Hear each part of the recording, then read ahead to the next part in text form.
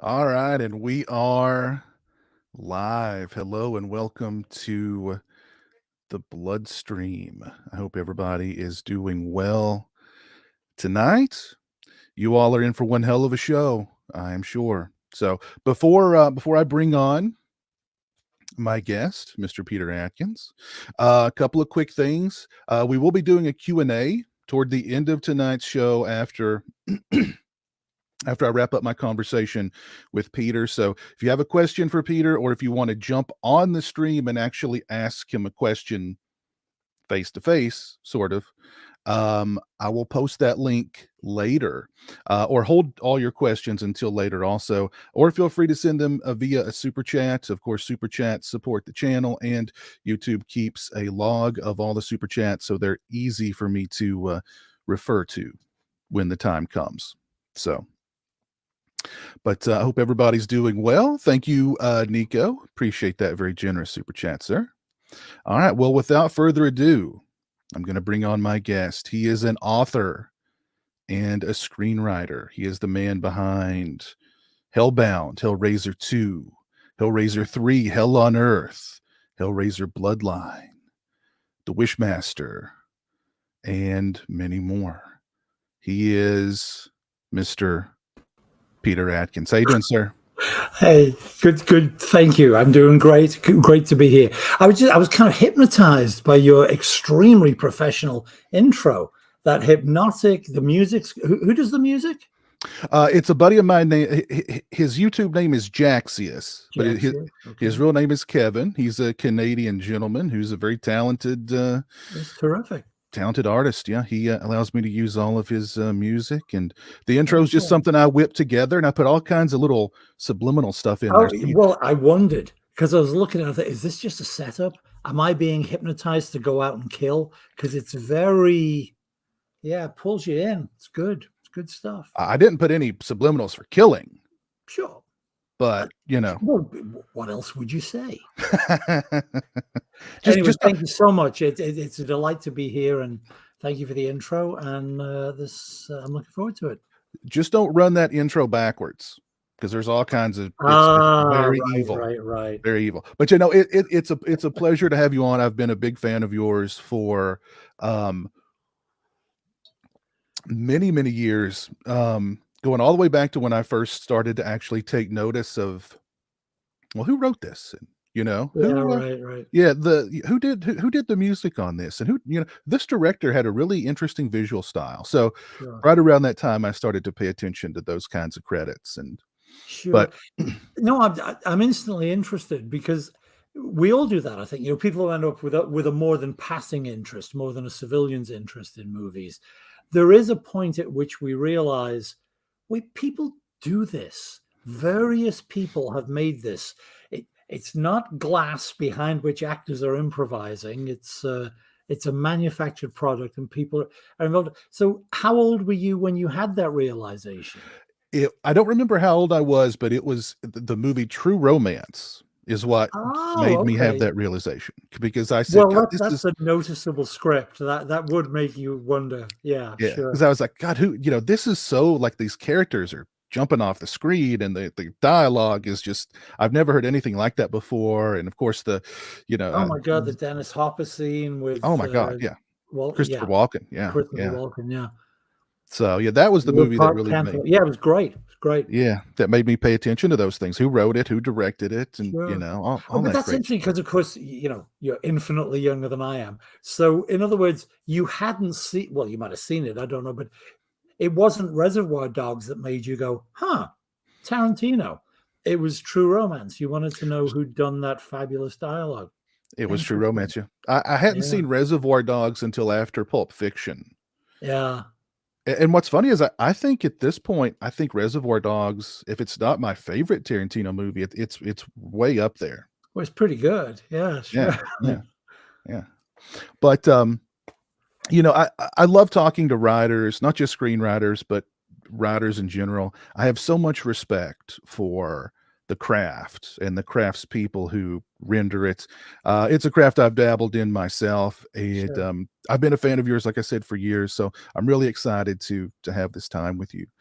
Well, Um, thank you so much. Thanks. and right out the gate, I want to hit you with I'm going to hit you with a hard one. Okay, Oh, no softball questions here. okay. Okay, no kid Good gloves job I here. had that shot of vodka before we began. Let's go. All right, let's just dive right into it. Um, I've spoken with several screenwriters, both on the air and off the air, Yeah. and I'm fascinated with their horror stories about the business because it because it seems to me, from what I've gathered, that the Yeah. Hollywood screenwriter is easily one of the most mistreated facets of the filmmaking process. Would you agree with that sentiment? Well, I would, but I would give, if you'll forgive me, I would give a nuanced reply, which is I would like to quote somebody from the golden age of cinema. And I didn't know this was coming, so I didn't look him up. I can't remember who said it, but it was a significant studio screenwriter from the 40s. And he said, yeah, man, they grab our art, they mutate it, they throw us out, they think we're changeable, they do anything they want, they give us no respect, they don't reply, blah, blah, blah. And what do we get in return? Just a lousy fucking fortune. So, by the way, I was a B movie writer, so I didn't make a fucking fortune. But I thought that was great of him to say that because it's true. It's also, as I always thought of myself, I can't speak for other people. I thought of myself as a writer whose day job was screenwriting, and as day jobs go, it's fantastic, and and it certainly pays well as day jobs go. Not a fortune in my case, but I thought that was great that that guy made that point because I love my tribe, I love my fellow screenwriters, and they are abused and they are ignored. And everybody thinks some boy genius wakes up with his camera and just makes a movie by pointing it at actors. They don't realize somebody else wrote sometimes somebody else wrote the thing first. But they're also a whiny bunch of assholes. So, yeah, you can have a terrible time, or you can choose to think that it's not a terrible time. If somebody's mistreating you, not paying you, that's the that's the biggest sin. Mhm. Fucking you out of a credit, no, of course they must die and the house must be burned down. But if short of that, it's like relax. It's like being in a band or doing theater. It's a collaborative art, and just like if you're in a band, the guitar player is going to say, hey, but if I play a C sharp minor there, that change is going to sound better. And you want to say, I'm going to fucking kill you. And then you realize, oh shit, he's right. So, I don't want to downplay the No, second class citizenship that screenwriters have traditionally been condemned to for like 90. When did I movies wanna start to talk? 1927. We've been screwed ever since. It's coming I up for 100 years of I our wanna anniversary. But I wanna go ahead. share with you one of my favorite screenwriting horror stories, but when you brought up that quote, that reminded me of I read a book years and years ago called Inside Out, and it was written by a screenwriter who was actually blacklisted back during Oh yeah, that era, sure. and he said that Hollywood he equated Hollywood screenwriting to you have 2 people in the desert. They're dying in the desert Yeah. when out of nowhere they find a bottle of water. It's a miracle. They're saved. One cracks it open and begins to drink, and the other goes, "Wait, stop.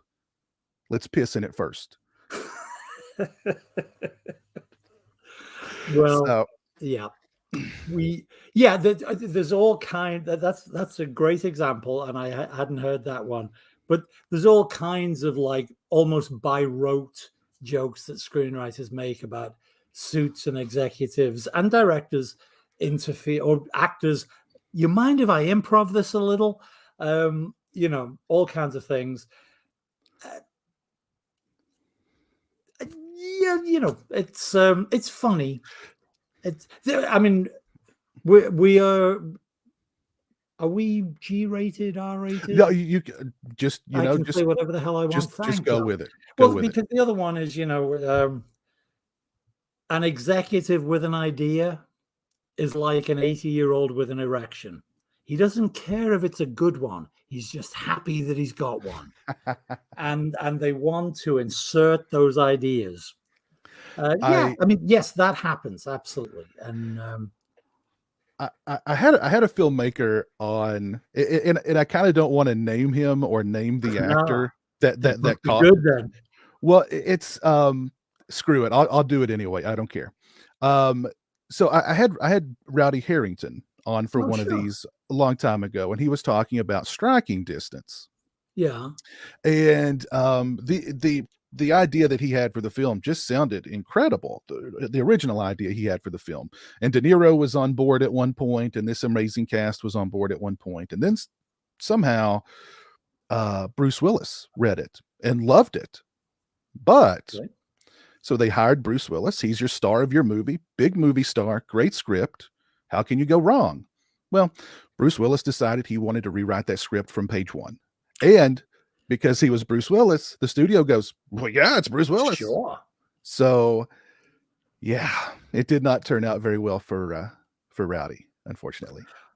I'm guessing if Rowdy was the first, I mean, often to repay the benefits we get, like, health coverage and pension, some of us choose to repay the Writers Guild of America by doing voluntary committee work.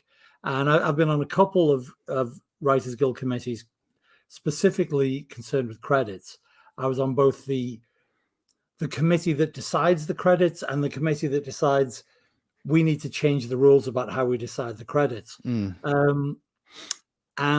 I'm going to guess, I don't know the circumstance, if that was an original, I mean, we shorthanded a spec, but if that was an original by Rowdy, not that it lessens the pain of Bruce Willis fucking with his script, but I would imagine even if he was bussed down to what we call I've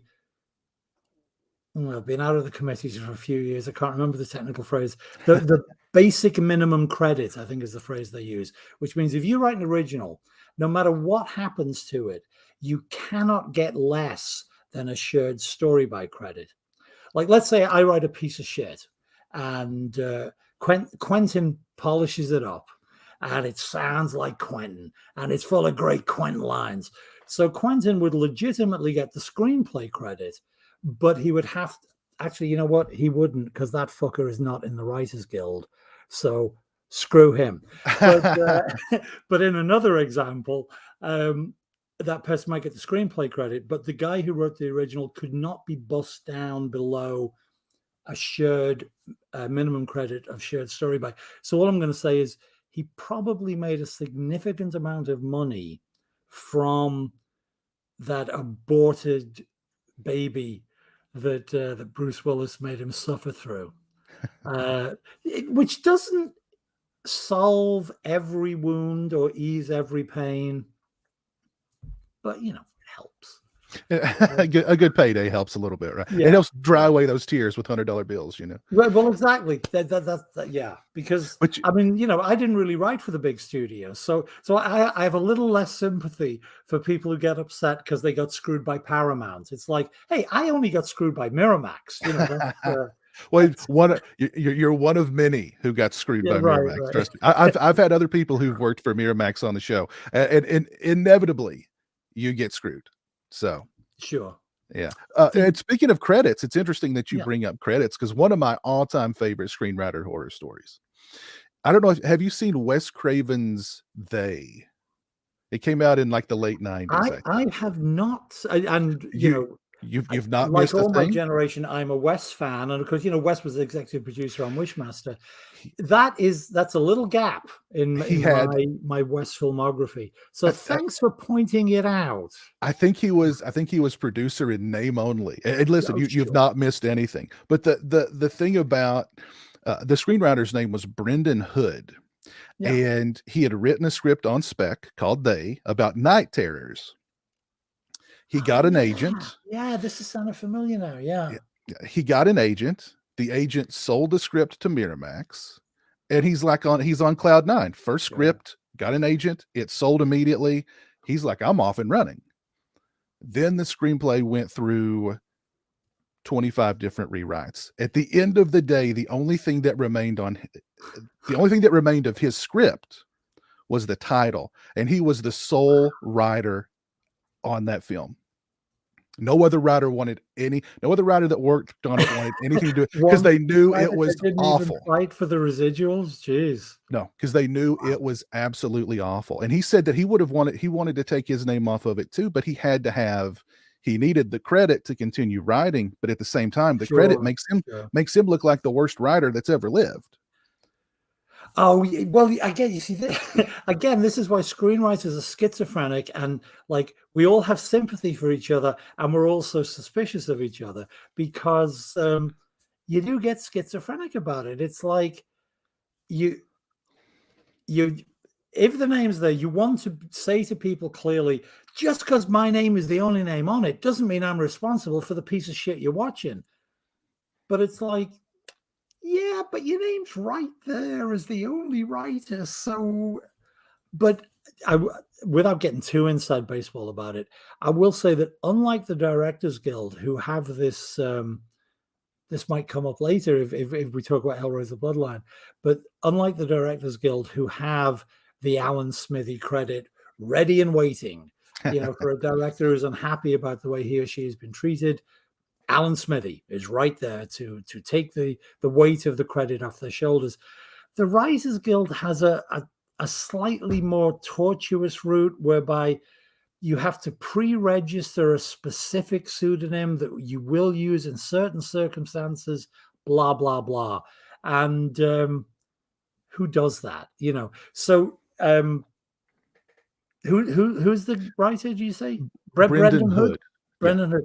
Yeah, probably by the time he realized, oh man, I want to use John Doe here, not me. He probably literally couldn't if he hadn't pre-registered. I don't know the circumstances of the individual thing, but that's one of my favorite screenwriter horror stories. Like sure. you've got this wow. No, that's right. If you yourself just keep taking the carrot and keep doing the changes and keep doing the changes, and then one day you wake up and think, I've destroyed my own movie. It's yeah. Mm-hmm. It's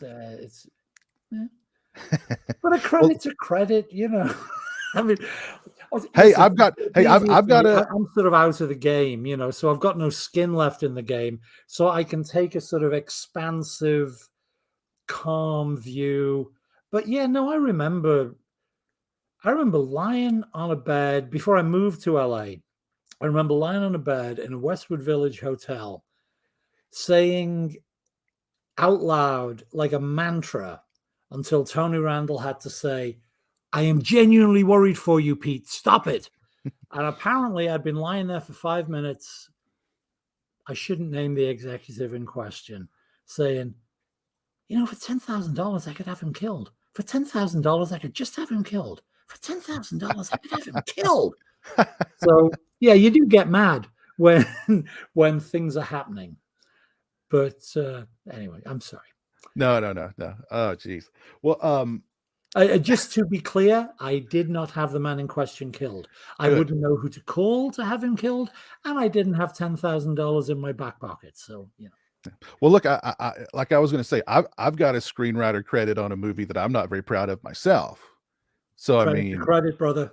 I get credit to credit, I guess. Yeah, it is. Unless, let's not go there. Okay.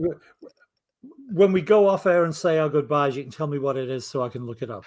Oh, listen, everybody, I think most people know what it is. All your viewers know? I think most of them know, yeah.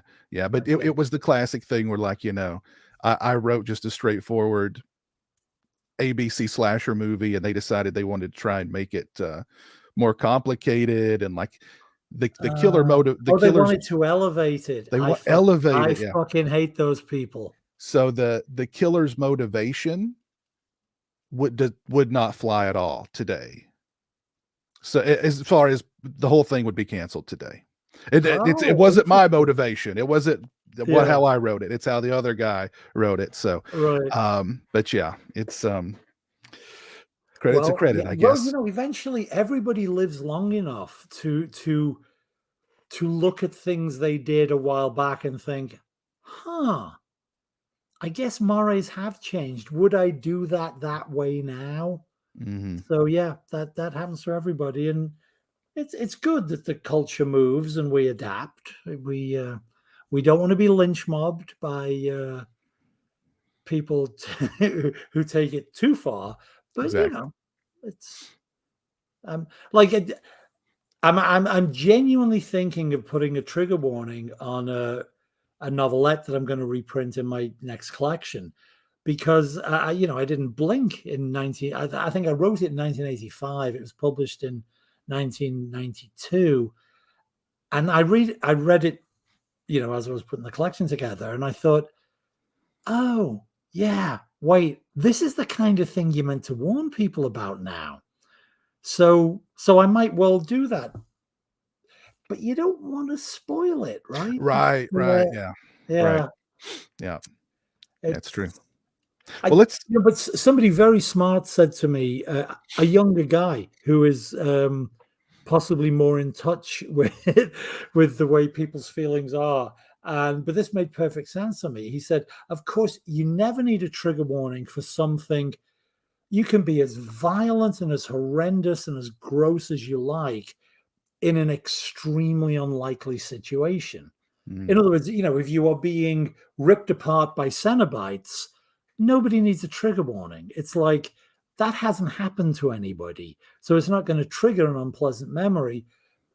But if you're dealing with, I don't know, sexual assault or right. burglary with harm, it's like, yeah, maybe.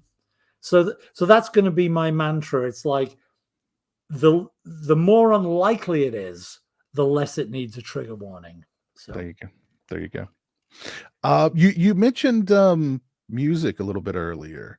hmm, I know, and I'm sure that most of the people watching this and listening to this probably know too that about the Dog Company, the avant-garde theater group that sure.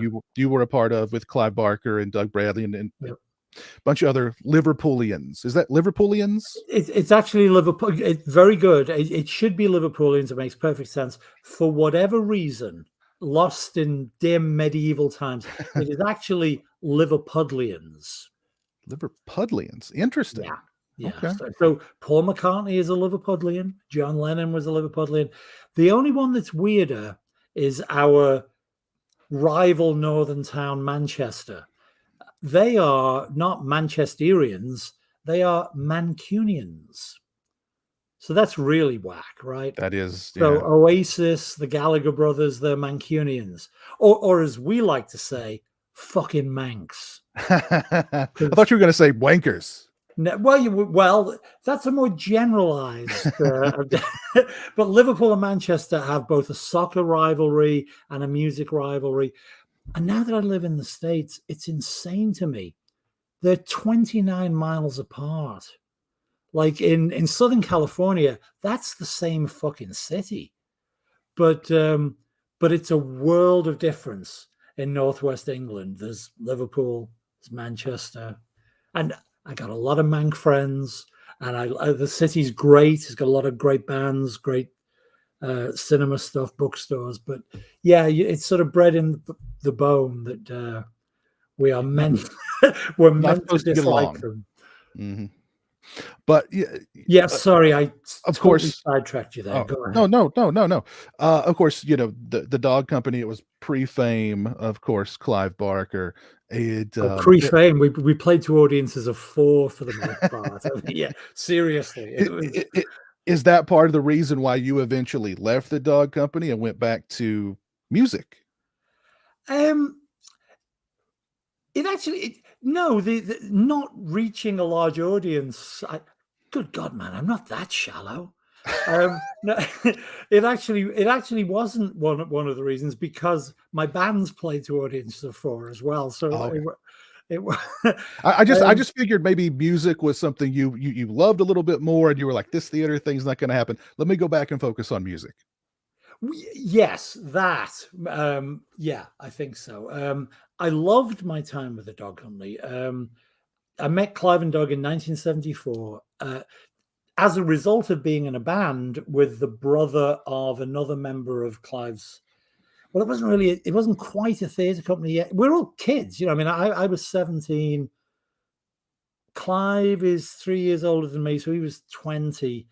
So I wasn't even out of high school. Clive was finishing college, and Sue Bickley's brother Graham was a drummer in my high school band, and hence the introduction. But so I was with them from 74 to 79, which sounds so short now as an older man. You hear that and you think, well, you were hardly there, really, were you? But as I'm sure you remember from your teens and 20s, the way like high school is, it's only 4 years, but it's like it's a huge chunk of your perceived memory in your life. So being in bands or being in a theatre group at that age, 17, 18, 19, 20, it might be, strictly speaking, chronologically short, but it's a hugely intense and expansive period. So I loved it, but I'd been in bands. I loved music too, and I don't know. Yeah, I mean, that's interesting that you put it that way. I've not had to confront this question before, but I guess I was thinking, maybe not as a fully articulated thought, but it was like, well, this shit's going nowhere. So yeah, and it wasn't like I doubted for a second the talents of the people involved that I was working with. I mean, I to this day I revere the lessons I learned and the friendships I made with Clive and Doug and other people from the Dog Company who didn't necessarily stay in the arts or showbiz. But yeah, it was great. But then an old friend of mine from Liverpool came and was like sleeping on the floor of my bedsit. And one night he said, why don't you just come back to Liverpool with me and we'll form another fucking band? And instead of it sounding like a random piece of nonsense that some drunk was saying at 1 a.m, I thought, oh shit, yeah, that's what I should do. So yeah. But obviously I stayed very close friends with Clive and Doug, and hence the later involvement with the Hellraiser movies. It wasn't like there was a falling out in any way. Well, I mean, that's good. That's good. Had you done much writing, either short, any kind of fiction prior to Hellbound? Prior to Hellbound, yeah, but not prior to leaving Dog Company for the band I went back to form in Liverpool was called The Chase. I'd done my fair share of shitty adolescent poetry, like every other asshole. And I want to be very clear before I say this. Clive was the artistic director of Dog Company, essentially the sole writer, initially the primary director, though a few people directed later. But it was avant-garde fringe theatre. It was very not workshoppy. What's the word I mean? It was sort of immersive, collaborative. I guess workshoppy is kind of the word. So there was certainly input from, if you've got a bunch of smart people in the room, if Doug Bradley has a thought, listen to him. Right. It's worth having input from Doug Bradley. And well, I can't say this now, but it seemed, at least Clive thought, it was worth having input from me too. So you've got a bunch of precocious, smart little bastards in a room, and the way we worked then, it was so absurd. We'd work on these plays for like 6 months and then perform them for 2 nights, like I say, to audiences of 5, and then it was done. Then it's on to the next project. So over the course of that 6 months, obviously it was mutable. It was mutatable theater, and there would be input from the other people. But again, I want to be very clear that the plays that you see published today as written by Clive Barker were absolutely written by Clive Barker. There's no maybe on 2 occasions a good improv line from me or Doug might have made it into the finished text, but it wasn't really about the text. It was about especially because at one point, with no training whatsoever, we decided we were just going to be a mime company, because we'd seen Lindsay Kemp's fantastic productions of Mr. Punch's pantomime and Our Lady of the and Salome and Our Lady of the Flowers. So we decided, oh, we'll be a mime company. So when there weren't words involved, there was a little more, collaborative, collective direction. It's like being in a band. It's like there's a songwriter, but it might turn out that the thing you like in the song is that riff that the guitarist throws in between the verses and things. So, Yeah. So When it came to writing Hellbound, I understand that Clive actually recommended you to Chris Figg, the producer, and you had to pitch him. What was that meeting like? And did you have any idea for Hellbound in mind when you met with him? By the time I met with him, yes.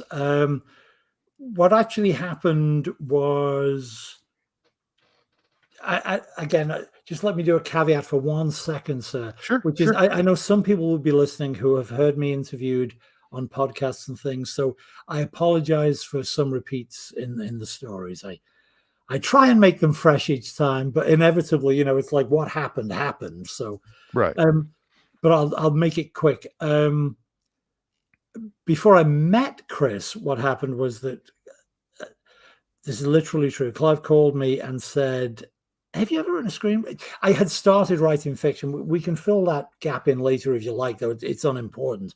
But Clive had at that stage read several stories of mine and a novella which was about to be published.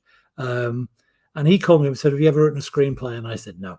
And he said, okay, look, in about 5 minutes, a producer's going to call you and he's going to ask you if you've ever written a screenplay. Are you prepared to lie? And I said, fuck yeah. So Chris Figg called me, and he's a very posh fellow.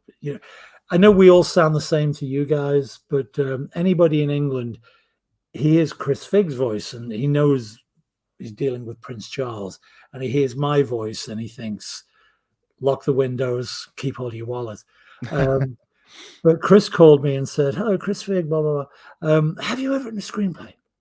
And I said, yes, my favorite form, actually. Yeah. And he said, okay, well, we should probably meet then. So I then called Clive back and said, send me a fucking screenplay.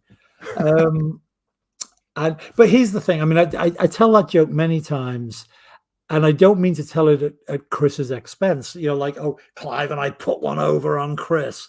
Because the point is this, whether you've written a screenplay or not, or whether you want, I mean, these days, of course, software is available, so it doesn't even matter if you know how to format a screenplay. But the thing is, it's only formatting. It's just storytelling. So what Chris, consciously or on, wanted to know was, can this guy think in pictures?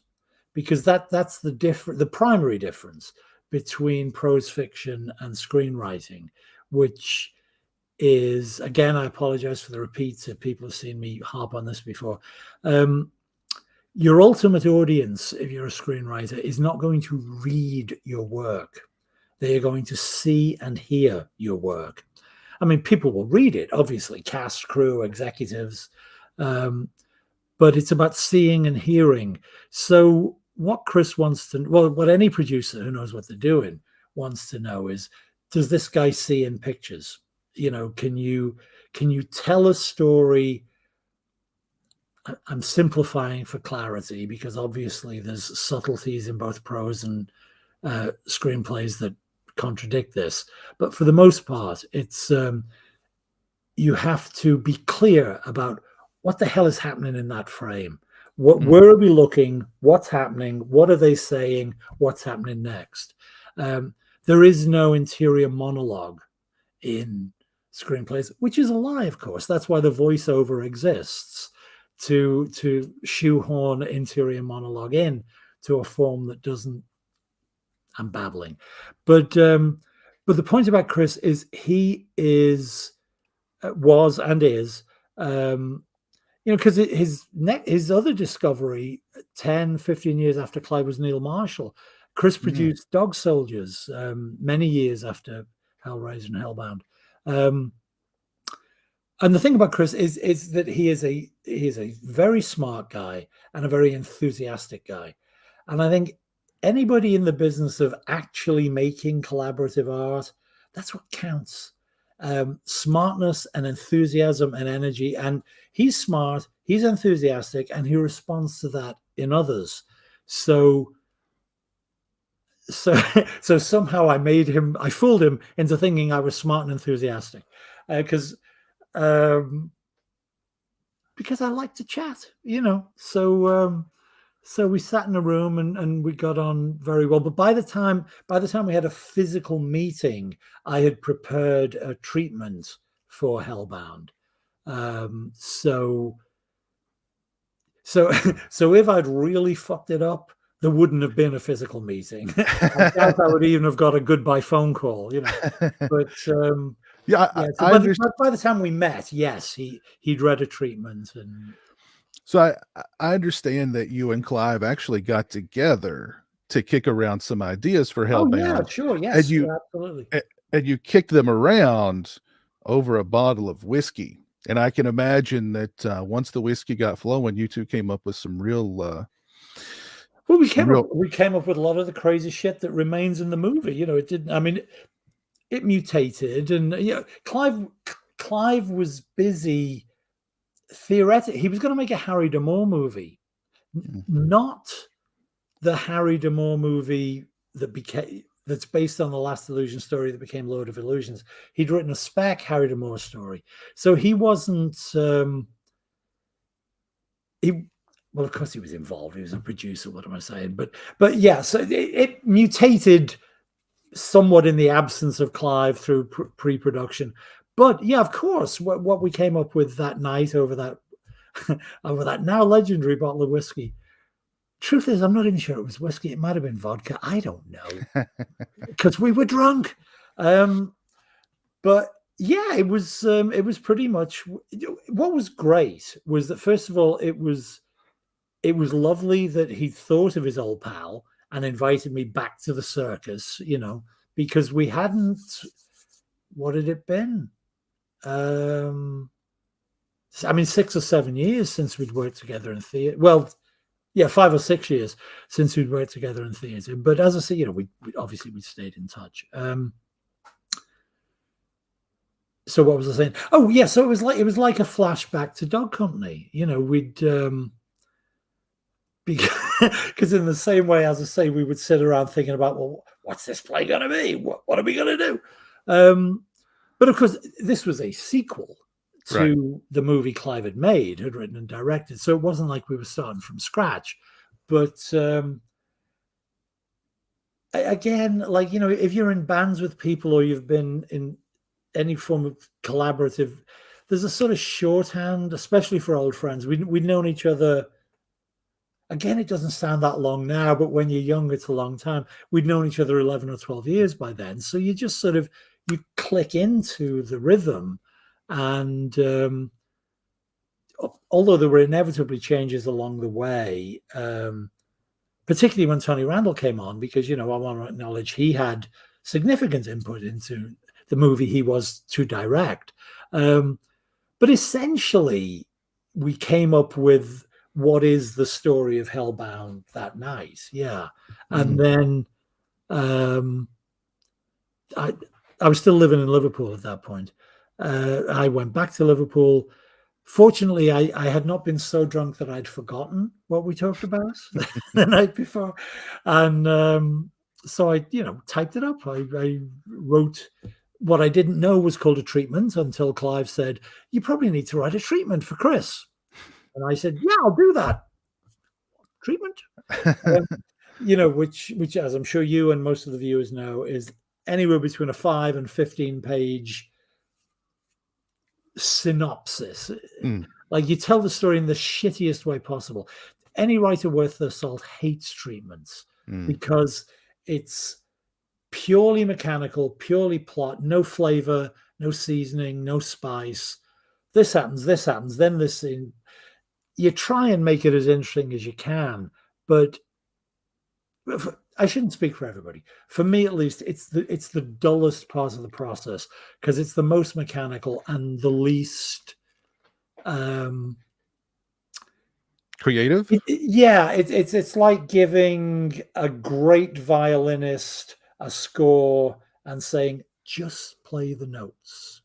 No solos, no hammer on, hammer off, no glissandos, no none of your clever shit. Just so anyway.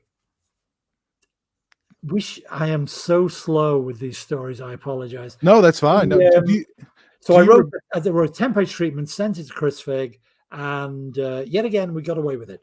Chris said, "This is great. Come down. Let's meet." And then he had smart notes, as he always did. But I might be conflating time a little here. I'm not sure. But my memory is that essentially, having read the treatment and after that one meeting, he said, "Well, okay, how about you come down next week? I'll put you up in a hotel, and can you get me a draft of the screenplay?" And suddenly I was in the movie business, so that was, first of all, I'm a working class kid from Liverpool. You put me up in a London hotel? Wow. Room service and everything? Okay. And that indeed is what happened. Although he did move me out of the first hotel after 4 nights because he said, "Oh, I just got the development budget approved by New World, and yeah, they've been generous enough with your per diems, but it doesn't cover that hotel, so I'm moving you to Hampstead." So it was a perfectly nice hotel in Hampstead, but that was my first experience of, it's not unlimited then, Yeah, we can't suck at this tit forever. Was it? But yeah, and then so I was hired. I wrote the screenplay. So obviously you were on the set of Hellraiser 3. Clearly, did you spend a lot of time on the set of Hellbound? Yeah, depends what you mean by a lot. Obviously, I was very, again, one of the reasons I don't bitch as much as other screenwriters do is I have been extremely fortunate in terms of what you're talking about. I was on the set, throughout Hellraiser 3 and throughout Wishmaster. So that's common in TV for writers, but as I'm sure you know, it's not common for writers in movies necessarily. And Hellbound, I wasn't there throughout. They were shooting in Pinewood, so I was down for the prep week. I think I wanted to see the first couple of days, obviously. So I was there then. I went back up to Liverpool. I'd speak to Tony each night. I'd speak to Chris every couple of days. And I went down once or twice through the first couple of weeks. And then Chris called me and said, Tony needs his friend, which doesn't mean Tony was going to pieces or was having any kind, but you were his support system. I was his support system, yeah, because he and I clicked immediately, and we're very much a team in the development and pre-production of the thing. So again, like a smart producer, Chris thought, it's not an enemy. The writer is not an enemy. Let's bring him down here and basically, just hang around with Tony and reassure him.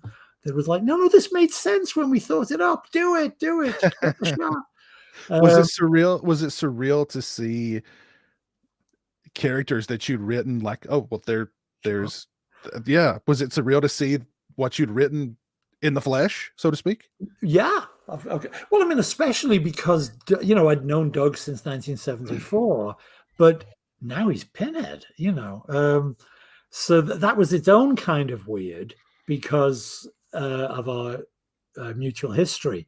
But yeah, suddenly, they hired Ken Cranham to play my mad scientist. And Ken, although at that stage not particularly known in the States, I don't think, he'd been a very popular TV actor. Oh, he was a theatre guy as well, of course, as was Claire, who played Julia. But Ken had a hit TV show called Shine on Harvey Moon. And so it was that sort of weird thing of, again, as years later with Malcolm McDowell, it's just that sense of, oh, look, that's that guy. Because obviously Doug had become, only just become a little horror icon. Mm-hmm. But it was Doug, that was just my old mate. Whereas this was a guy I'd seen on television when I was young. So yeah, there's all the usual fun you would expect from that. And also, as we've talked about, I came from a theatrical background, so I was very comfortable on set. It's a bunch of people making shit. I was very lucky. I'd never had a real job. I'd been in theater, I'd been in bands, and now we were making movies. And so it was a very natural environment for me. I was very comfortable. I thought that life is always like this, but yeah, it was great. It was great. I vividly remember renting Hellbound at an age when I was way too young to fully grasp what was going on in the film. Sure. I expected the guy on the VHS box with the nails in his head to be just another Freddy or Jason. Sure. And then I see a guy razor blading himself to death on a filthy mattress and a woman with no skin on walking around. And I knew I was in way, way over my head. Well, if it's any consolation to you, it's one thing to type on a manual typewriter, by the way. I wonder if Hellbound was the last. I mean, not that it was a major Hollywood production, but it was a New World Pictures production. I wonder if it was the last mini major Hollywood production to be written on a manual, not even an electric typewriter. It was a manual typewriter. Anyway, it's one thing I realized on a sunny Hampstead afternoon in a nice hotel, typing Browning takes the straight radio, describing all this shit, larding it up, and then watching them shoot it was bad enough. But of course, you're with a lot of people. The crew is there. Right.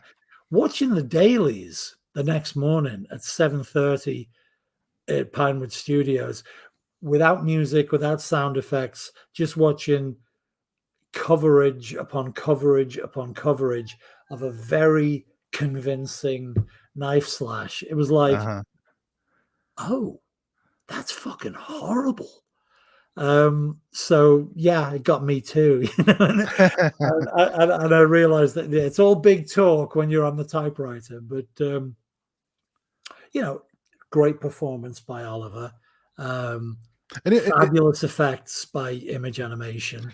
And it wasn't just like, the visceral, like, oh, there's a skinned woman, but there were a lot of themes and a lot of subtext that you don't see in a Friday the 13th movie going on in Hellbound Hellraiser 2. There was a lot of taboo. There was a lot of, sexual stuff going on in there. And I hadn't been kind of exposed to that. And I didn't fully understand how to comprehend it. And, it's like, she's skinless, but she's still kind of hot. Like what's. Well, I remember the mixed reaction of audiences when Chenard kisses skinless Julia. Mm-hmm, mm-hmm. There's both a sort of, oh, and a kind of, oh.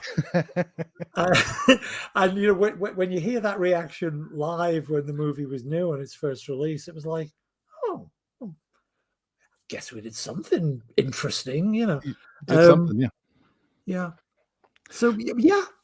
Well, thank you. I mean, I certainly don't, I know you weren't insulting the other franchises at all, and I certainly don't want to, because the thing is, I think, of course, there are inevitably, like yourself, I am a big proponent of the genre. I am unashamed of the genre. I am a fan for life, and never mind Friday the 13th, something infinitely dumber. It doesn't matter what the dumbest horror movie in the world has subtext, has themes, whether it's consciously put there, because some of them are made by idiots, let's face it. I mean, that's true. But you're just inevitably dealing with life and death, the interface between them, the possibility of life after death. What does it, and just on a physical level, terribly unpleasant shit that remind us of the fragility of our bodies. So there's always something going on in the dumbest horror movie ever made. There's something going on, and I exaggerate for humorous effect, no doubt. But there's something going on in the dumbest horror movie that isn't necessarily going on in some. Here's three middle-class people having a conversation about ideas in a family drama. It's like, no, don't get me wrong. I love all genres. A good family drama that explores stuff and has snappy dialogue and good-looking people, I'm all in. But the standard assumption that some piece of shit about middle-class adultery is automatically cleverer or more serious Right. than Bombay Barbecue Massacre 17. It's like, no, it fucking isn't. If Bombay Barbecue, what did I say? Bombay Barbecue Massacre, I want to write this now. If that's a good example of its genre, it's better than a bad example of somebody else's genre. But thank you for the compliment about Hellbound. I just want to fly the flag for the other guys. Oh no, look, trust me, It's full of fucking subtext. I mean, trust me, I love all those. I love all those series, and some of my favorite horror movies are really bad horror movies, but I love them because they're just bad and they're fun. You know what I mean? Right. So, but I think the thing about Hellraiser that makes it stand out to me and so many horror fans was because it was so different than what the landscape of 80s horror at that time was really slashers and the guy with the knife and the mask, Sure. and then you have, something that's a little more elevated, if we can say that, come along. I know that you mean that as a compliment, and I totally take it as a compliment. But we hate people that use the phrase elevated horror, don't we? So, but yeah, but no, I know what you mean. And the only thing I'd say in context is you're absolutely right that the immediate predecessors in terms of the successful franchises in the late 80s and early 90s, which is when we were working, were perhaps could be in a reductionist sense described as guy in a mask with a knife. But in a way, you can't see the pattern of history until it's history. You know what I mean? So to guys, how old was I when we did? I guess I was 31 when we did Hellbound. So in some ways, the immediate predecessors I shouldn't speak for Clive and Doug, but I'm going to guess it's true. It's certainly true for me. We thought we were trying to be as good as Brian De Palma or Dario Argento. And we thought that was still current horror, even though, those vital 5 or 6 years had passed in between time. The shit we'd been seeing, Phantom of the Paradise, Carrie, The Fury, Suspiria, Inferno, Tenebrae, they were my two particular. That's why I say I don't want to speak for Clive and Doug. They might have other things, but Argento and De Palma, when they were cooking, man, that was, for me at least, that was just about as good as it got. And so I wasn't thinking that we were. And again, I don't want to use the word in competition with, but it was like that. That was the standard to which I felt we were being held. It's like, if you're not, and I'm not claiming we got there, but if you're not trying to be as good as Suspiria, or you're not trying to be as good as Carrie, then why the fuck are you bothering? You know, it's Right. like that's and I guess they're both, what are they, like mid, late 70s, 75, 76, 77. So I guess you're right. It's a good 10 years before. So but Halloween was 78, right? 78. Hmm. So I guess that's the through line there. But yeah, in my at least horror, like the stuff we needed to, the models to which we needed to hold ourselves would be things like that. And the old stuff, of course, because again, and this time I can't speak to them because I know it's true of both Doug and Clive. We revered the Universal movies, we revered Hmm. John Cocteau. You know, it's like that. So we weren't thinking. Again, I don't want to name the other because I'm in no way trying to diss the other franchises, but we weren't saying, is this as good as Friday the 13th 3? We were saying, we weren't saying anything because you don't actually have these conversations. You know what I mean? It's just, it's your unconscious, your subconscious. But that's what that I like to think that's what we were going for. Right. Right. Well, I mean, one of the things that, one of the things I've always loved about the character of Pinhead, or the lead Cenobite, as he was referred to in the first Right. film, is that he wasn't, the stabby kind of horror Right. villain or hero or whatever. Freddy Krueger had a personality, but he didn't have the eloquence or the vocabulary of Pinhead. And when people think of Pinhead, they think of Clive and Doug, of course. But for me, it was really you who gave Pinhead his voice and his personality through those devilish soliloquies and so forth. Oh, Can you thank you very much. Seriously, thank you. That's can you describe, like, what kind of state of mind do you go to when you're writing Pinhead? wow. Well, it's an awfully long time ago. Uh, you know, I'm really not avoiding the question. I, and I so, as you can probably tell, I live in terror of sounding in any way Well, when you pretentious or when elevated. when you're writing something, you're It's inhabiting organic, you're inhabiting every right? character that you're writing for. So when you're writing a dark character or an evil character, you've got to sort of go into that mode too. And Right. Pinhead is, like I said, he's very eloquent. He's very Sure. general like, he's very Well, I again, a lot of this is subconscious, but I'm taking your question seriously and trying to answer it. So I will say that subconsciously, I'd seen Doug do Shakespeare, so I knew that. Never mind the character, I knew that the actor I was dealing with had that uh, arrow in his quiver. Is that the right? How'd you say that? sure. String on his bow. You only have one string on your bow. Anyway, but Doug could handle, and again, not that I'm comparing myself to the bard, but but I knew that he could handle monologues or dialogue that, let's say, aspired to the Shakespearean, or at least the theatrical, the self-consciously. Um,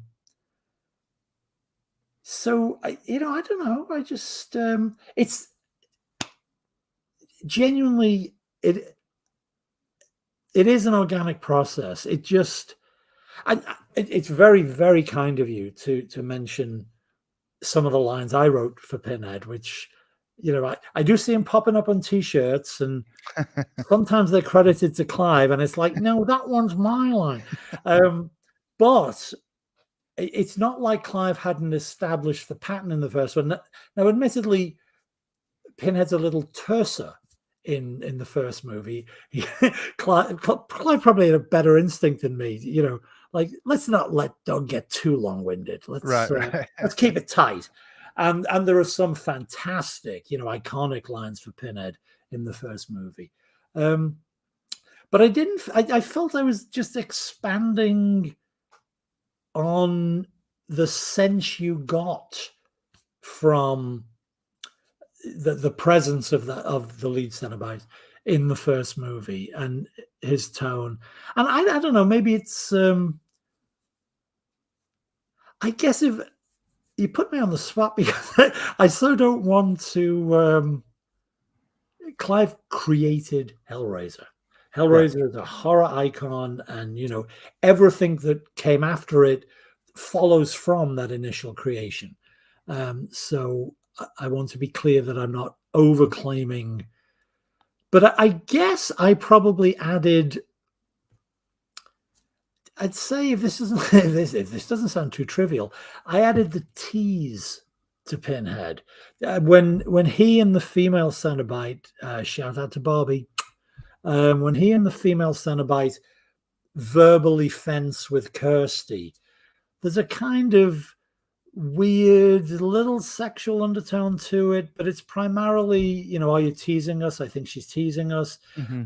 So I think that kind of Pinhead's delight in verbal torture.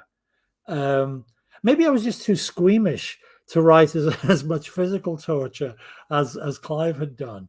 So I guess I helped push the character in that direction of I'm going to mess with your mind, mess with your thoughts. I'm going to be Mephistopheles, Christopher Marlowe's Faust, the silver-tongued devil.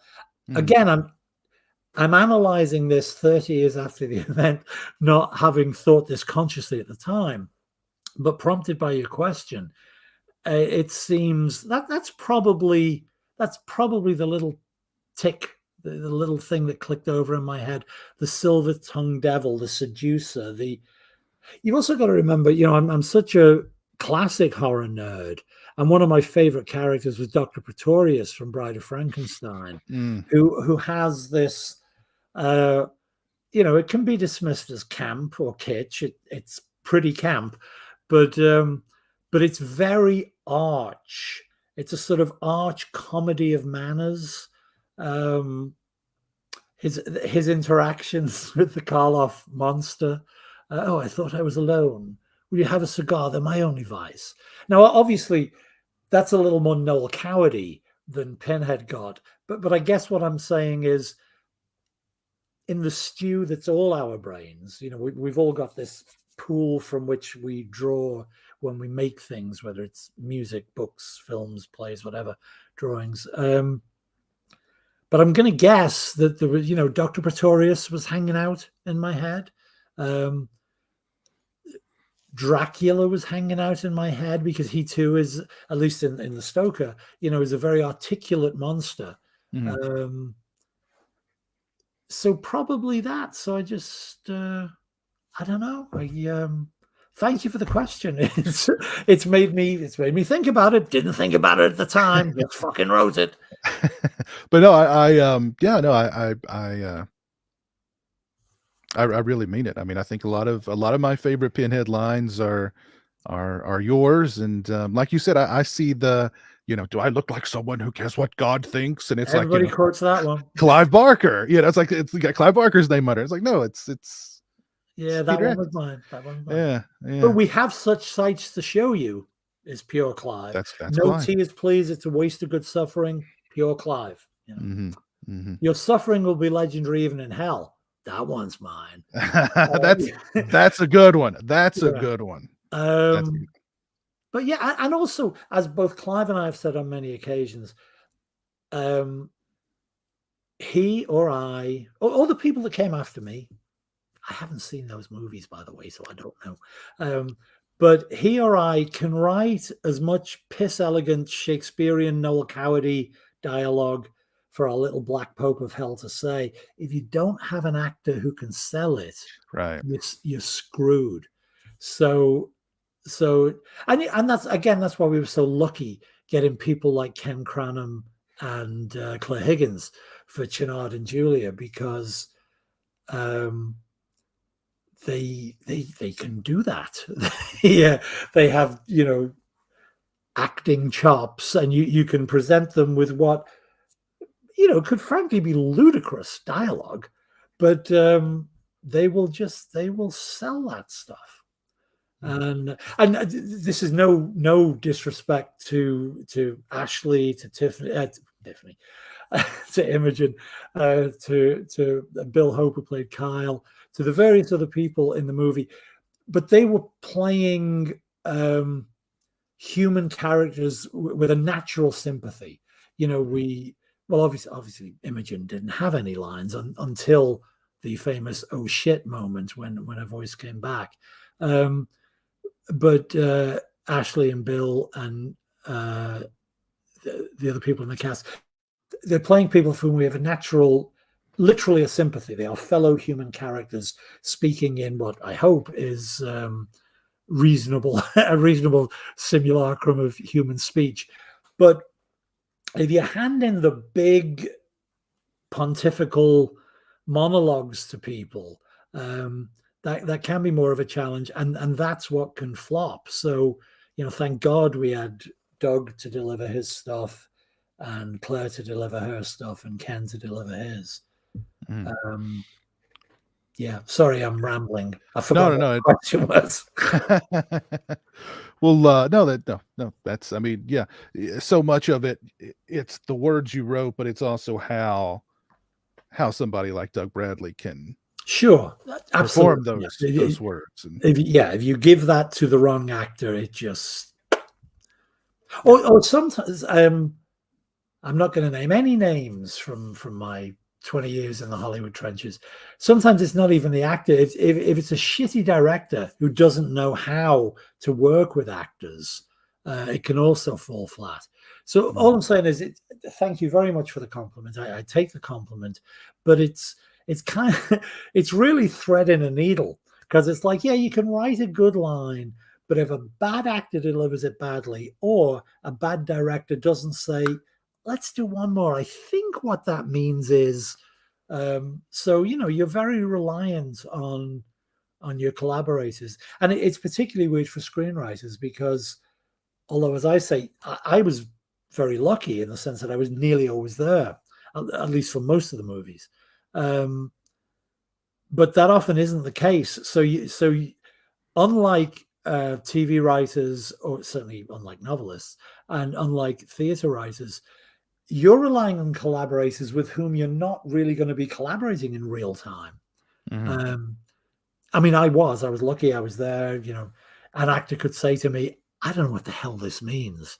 And I could say, oh, well, what I thought it meant was, but very often, a screenwriter just hands the baby over, and then, your beautifully rendered, subtle, full of subtext scene can come back with two morons just saying the lines and not hitting it. It's like, like we said earlier, it's like playing the notes but not feeling the music. Right.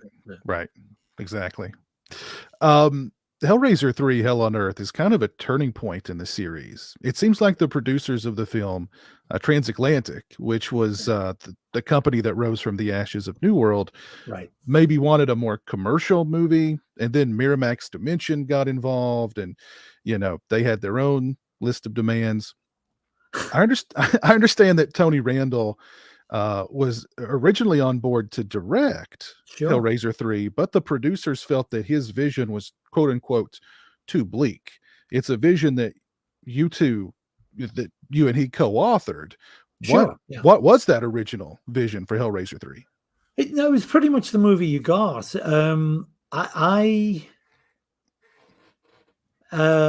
They may well have looked at Hellbound and thought, Tony's going to film this in too dark a fashion. I don't know. But I'll tell you the truth, and I think Tony would agree with this too. I'm trying not to name... Well, Larry Mortoff was... Transatlantic, who you mentioned, was owned by Larry Cuppin, who had been one of the big honchos at New World.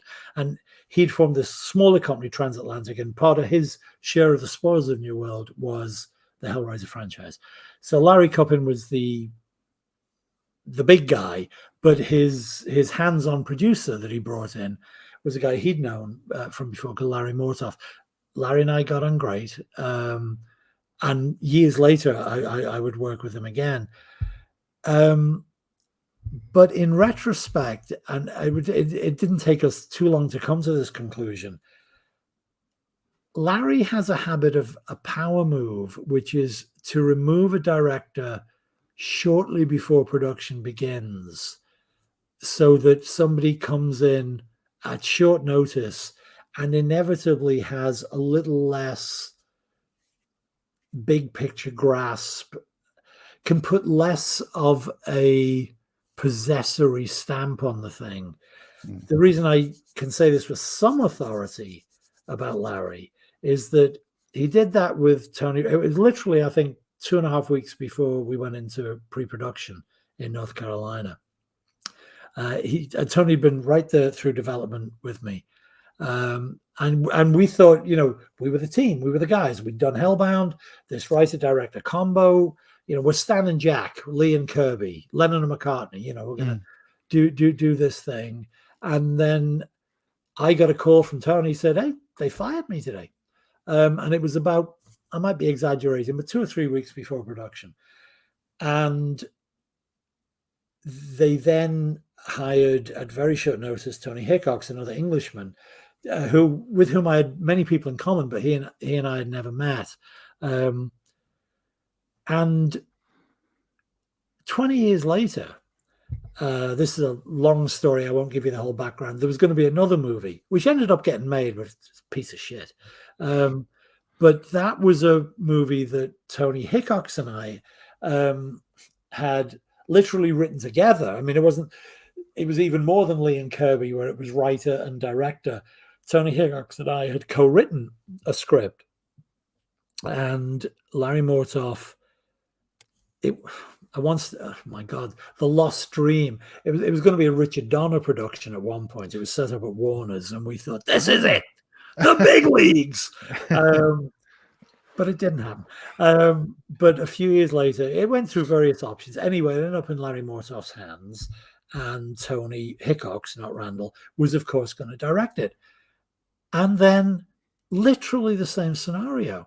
I got a phone call 2.5 weeks before production started, this time from Tony Hickox, saying, just like, I guess 15 years earlier, saying, "Hi, they just fired me." And I'm not a professional psychologist, but I sense a pattern here with Larry Mortoff, who I hope will never listen. Larry, you're a nice enough guy to me. You always were. But you did this. You got rid of both those people so that you were more in charge of the fucking production. And let's not pretend. So that's honestly what I think it was. And yeah, I'm sure he made some noises about the vision would have been too bullshit. It was a power move. It was possibly a personality clash. In both cases, Larry felt both Tonys, who, are like, they are assertive in terms of their directorial vision, let's say, which is in no way to say they are pushy but I think Larry just felt, I'm getting rid of these guys. I want to bring somebody in who's a little, short-footed by being brought in so late, which oddly is how Tony Hickox and I ended up again becoming so close, because he'd had literally 2 weeks to read the script, fly to North Carolina, meet me, meet the team. And so, in fact, it was very much due to him that I stayed on throughout Hellraiser 3, because they didn't have you got to remember, they're low budget movies. They're not micro budgets like they make now, but these were not big studio pictures. They were small budget movies. So Tony Hickox, because again, he and I clicked pretty quickly. We had a lot of things in common, a lot of tastes in common. And he said to Mortoff and Coppin, "Pete's got to stay. I just got here. You got to keep the guy through the shoot." And they said, "We don't have a budget. We can't." We bought him a hotel room for 2 weeks. We gave him his per diem. He's got to go now, because they hadn't budgeted for it. And then Hickox, God bless him, said, "Oh, well, all right. Well, he can play one of the Cenobites then." So that's how you Yeah, became the that's what bartender. happened. Because as Tony was fully aware, yeah, they didn't have a budget for a writer to stay on set, but they had a budget for whatever poor bastard was going to have to put that fat suit on and play the barbed wire Cenobite. So Tony just said, "It's you," and I said, "Huh?" And but I said, "I can't do that." And he said, "You come out of theater. Don't give me shit. Of course you can. Besides, don't you want to stay? We'll get drunk. It'll be great. We're in North Carolina." So yeah, that was his thing. So that's how they could afford to keep. In other words, they paid me as an actor, not a good one. They paid me as an actor to keep me there as a writer. Well, and I've been a fan of Anthony or Tony Hickox's work since I first saw Waxwork. I love that freaking movie. Oh, it's great. Yeah. And I think if Tony Randall's vision was too bleak, it seemed to me like Hickox brought maybe a more, I don't know, rock and roll kind of stylized aesthetic to the guy. film. He used to like run. I guess they weren't raves. Tony was a real sort of scene guy, a nightclub scene guy. He was a London face. He would run parties for people. So yes, your instinct is correct. He had a kind of snappier, quicker, brighter, flashier. Rock and roll is good. That's a good description.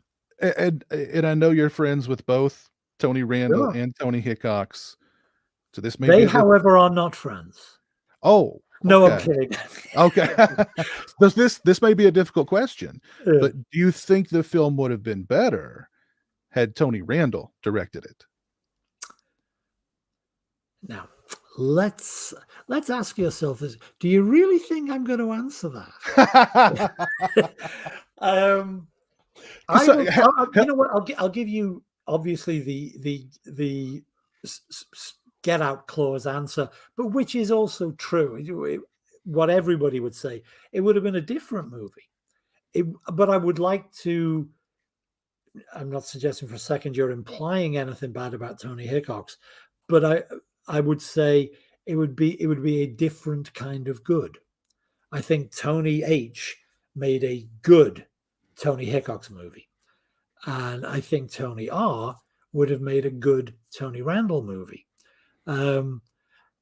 It would, as the guy who would have been the writer of both those versions, it would be interesting to me to see how the feel would have been different. I know you know how the business works, so I know it's not a naive question. It's not like, although you hear the directors don't change things on set that much. Most of the stuff writers bitch about has happened before the cameras roll.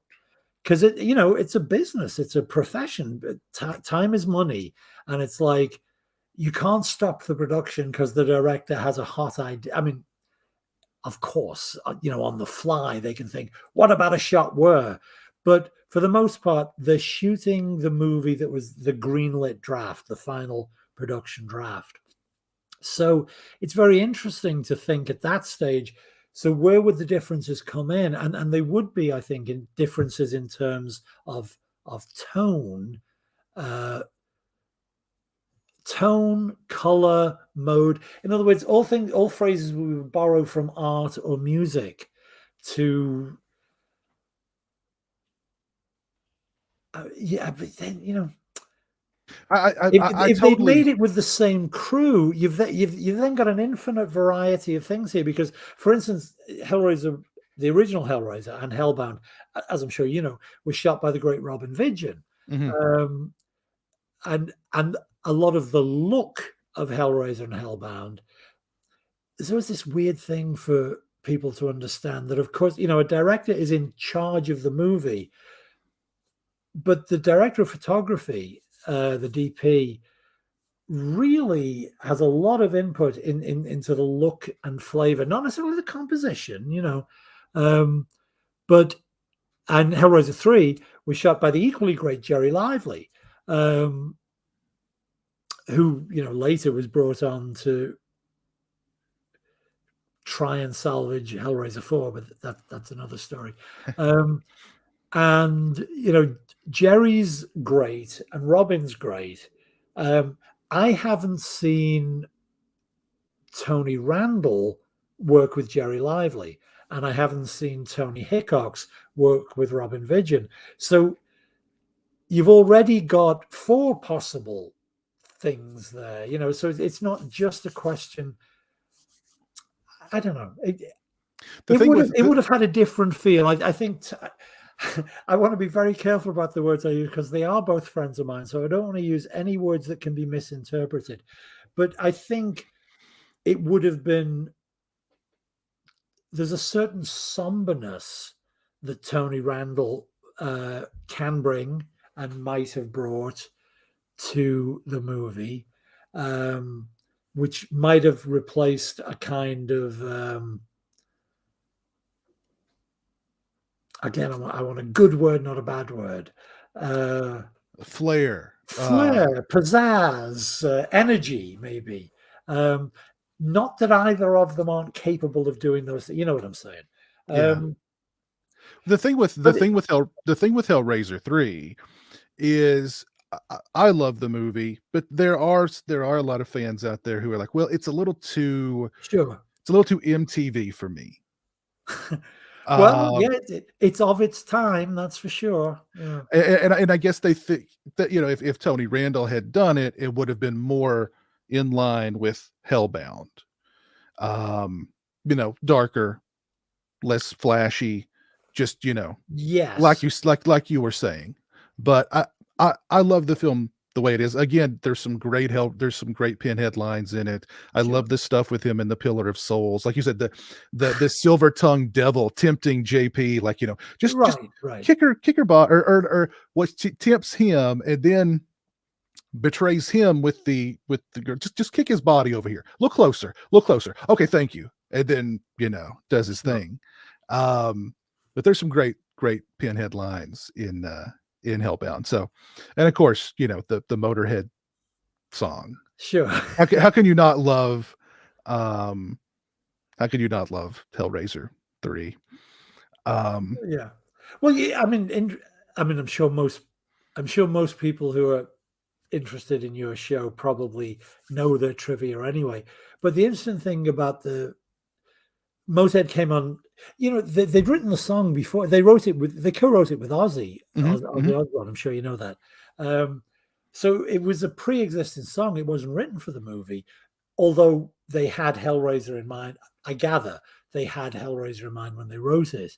So it was a shoo-in for us. It's like, can we get it? And I think it's a long time ago.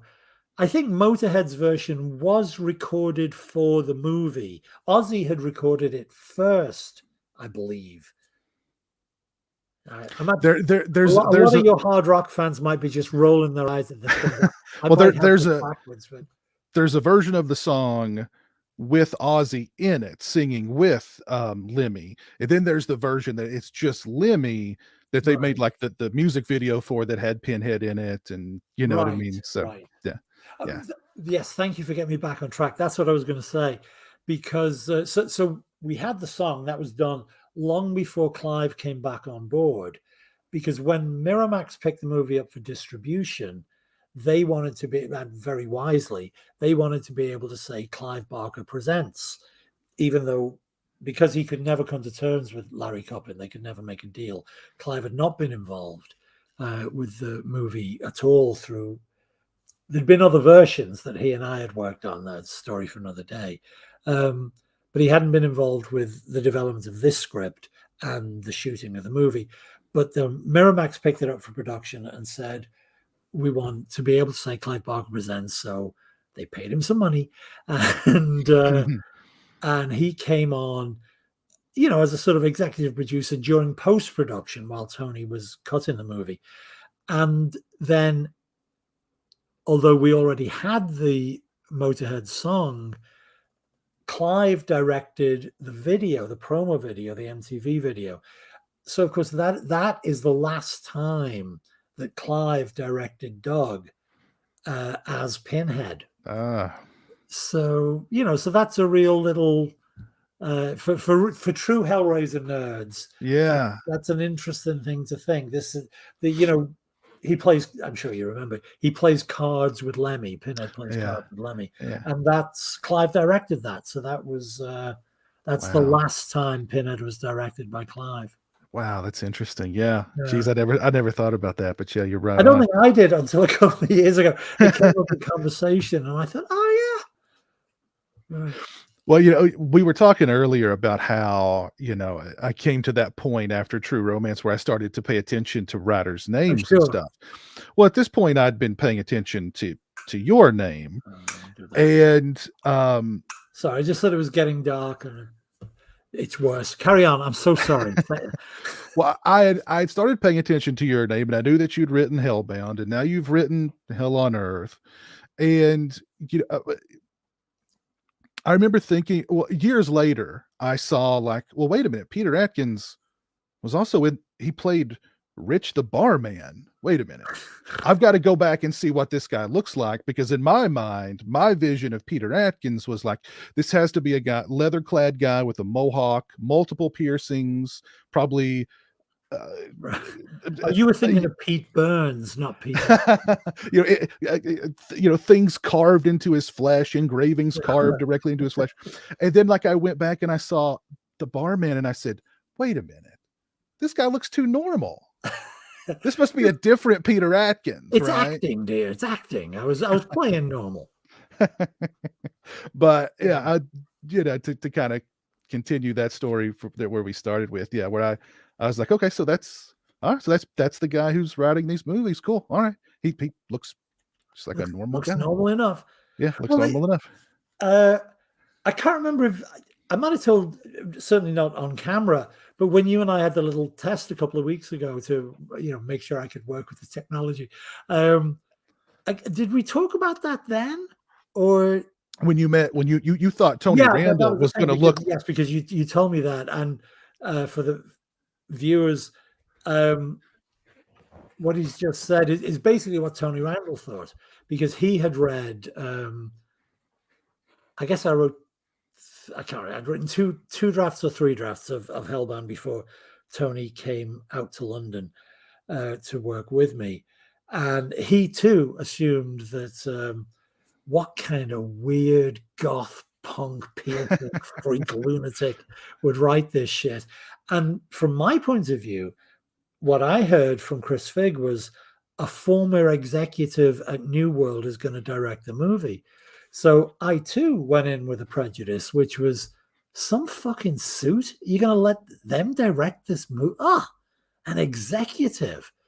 So on the fateful night when I moved from my perfectly nice hotel to Tony's much better hotel, because he was still on New World's executive expense account payroll, and I knocked on his hotel room door. I was expecting, this is a slightly less aggressive word in the UK than it is in the US, so forgive me, but I was thinking, I'm just about to meet some cunt in a suit. And he was thinking, I'm going to meet some little prick with tattoos all over his face. And the door opened, and we were basically looking at the same guy. It was just like, oh, a 31-year-old normal-looking fellow. In fact, Tony was astonishingly casual. They're like, sweatpants hadn't really caught on in the UK then. I at least was wearing jeans, but Tony just had like a baggy sweatshirt and sweatpants, and I thought, oh, a slob, okay. So yeah. So you added actor to your resume with Hellraiser 3, but another credit of yours that some people may not be aware of is assistant director, a role that you performed on Nightbreed. How was that experience? It actually wasn't assistant director; it was second unit director. I'm sorry, second unit. Yeah, you're right. Yeah, no. They're both very respectable jobs. There's no insult, whichever one it is, but they do perform different functions. Mm-hmm. An assistant director is vital to any movie, because they're the wrangler, the guy who rounds the actors up, gets them in place. shorthands the director's thoughts, but works on the main unit as not the director's assistant. That's not the assistant is a demeaning job, but they're not the director's assistant. They are the assistant director. That's their job. And then there's a second unit director, which means you're nowhere near the director. You're being trusted with your own camera crew off somewhere else shooting other stuff. Second unit stuff usually being, well, nearly always being the less important stuff. Usually doesn't feature the main cast.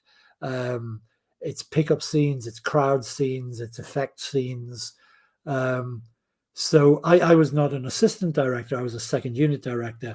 There were actually 3 units on Nightbreed. Clive obviously was unit 1. Right, yeah. And then there were 2 second units. One was a guy called Andy Armstrong was in charge of one, and I was in charge of the other. And Andy was, he'd worked with us on Nightbreed was shot at Pinewood, which is where we shot Hellbound. So a lot of the guys, a lot of the team was back. The sound guys, the camera guys, Robin was shooting it. Dave Worley was camera operating. So, sort of old school reunion kind of thing. And Andy Armstrong was the younger brother of Vic Armstrong, who was in the UK at least, sort of legendary stunt director and action director himself. And so Andy was in charge of a lot of the physical fight stuff, like again, I should really look at these movies again after 30 years. But there's a lot of fighting on the bridge, right? With Boone and is it Decker or one of the Decker. cops? The big. Yeah. So I know Andy spent several days shooting that, so much so that at one stage, this is a mean joke, but it's not my joke. Gabriella Martinelli, who'd been brought on by Morgan Creek to supervise the production, I was talking about something and she asked about something and I said, oh, no, that's not my unit. That's the other one. That's the fight unit. And she said, oh, Christ, you mean Andy Armstrong's showreel? Because she thought Andy might have been indulging a little to get a lot of footage for his showreel. I'm sure that's not true. And Gabriella was just making a joke. But, and my main gig was I was in charge of a lot of the Midian footage. That doesn't mean I got to shoot the dialogue scenes with Boone and Laurie and God, what's Simon's character's name? Ollie's Peliquin. Simon is the shaved head guy. Anyway, Simon. Yeah. So it was, I used to, when people said, well, what were you doing today? I said, oh, just more everyday life in the streets of Midian. I was just sort of walking the camera through, well, let's look in this room. Whoa, they're weird. Here's another one. Oh, it's a mother and a daughter. Oh, she's got 2 heads. So, which meant that like I was essentially spending every day with Bob and Jeff and the image animation team. So it was great, and I'm not actually credited on the movie because for a whole other legal reason that I guess I can, again, because Clive was going to be doing his Harry D'Amour movie, I'd actually written an initial it was Clive's novella. Clive wrote a novella called Cabal, as I'm sure everybody knows. Mm-hmm. But, well, funnily enough, again, Cabal, as it was then known, was going to be another Pete and Tone production, was going to be adapted by me. Clive had written the novella. But I was going to do the screenplay and Tony Randall was going to direct it. But then when Chris and Clive couldn't set up the Harry D'Amour movie, Chris explained to us, lads, yeah, I need another Clive Barker project. You're out of a job. And so he brought Clive back in to write and direct his own adaptation of his own novella, which is all right and proper. But because because Chris had paid me to do, I think, 2 drafts of the screenplay that was filmed was Clive's screenplay. Let me be clear about that. Mm. But in terms of what they call chain of title, the legal records would show that there had been 2 drafts of a screenplay written by me. So apparently this created some kind of fucking weird situation when they were sorting out union credits. Anyway, I was in LA working on something. I hadn't moved to LA yet. I was in LA. This is a year and a half later, because as you know, it spent a long time in post-production, Nightbreed. But I got a call very late LA time from Gabriella, who at that stage, unfortunately, had literally replaced Chris Fegg as producer. And I couldn't understand what she was talking about, but it was asking me about the credit. And I thought somehow and I said, Gabriella, I wouldn't dream of taking a credit. It's Clive's script. And I was talking about the writing credit. Of course, I didn't want a credit. He started from scratch. He wasn't using my script. So I told her to relax. I was happy. No credit was necessary. And then 2 months later, I realized, oh, shit, she was talking about the fucking second unit directing. I'm not getting a credit on this movie, which is what happened. But there was, but I think it was because there was somehow they were tied because I guess I had been paid as a writer. I guess it hadn't ever become officially a separate project. So there was a chain of title record that showed me paid as a writer and as a second unit director. And somehow they couldn't separate them. So who cares? You know, it's many second unit directors contribute massive, significant stuff to movies. I've got a lot of footage in Nightbreed, but it really is just crowd scene shit. You know, it's there's so I don't. But it's still an important role. I'm sure they used a lot of that footage. Oh yeah, sure. Yeah, it's in the movie. I mean, basically, if nobody's getting dismembered in Midian, but if they're going about their daily business, it's yours. Probably shot by my unit. Yeah. Well, did that experience make you, I don't know, interested in directing your own stuff, or? You know, not really. Maybe a little. I'll tell you what I did realize early on. I'm trying to remember the sequence. Hellbound had happened. I guess Nightbreed was before Hellraiser 3. What I did realize was that, and again, I'm making no judgments on people who are content with being a screenwriter. But it seemed to me, at least, that you had to have an escape valve, and that was either be a screenwriter and also be a prose fiction writer, like, or as executives routinely say, oh, a real writer, which they would say, you know, I mean, no insult to screenwriters, but they'd hear you wrote a book, and it's like, oh, so you're a real writer, not just a screenwriter.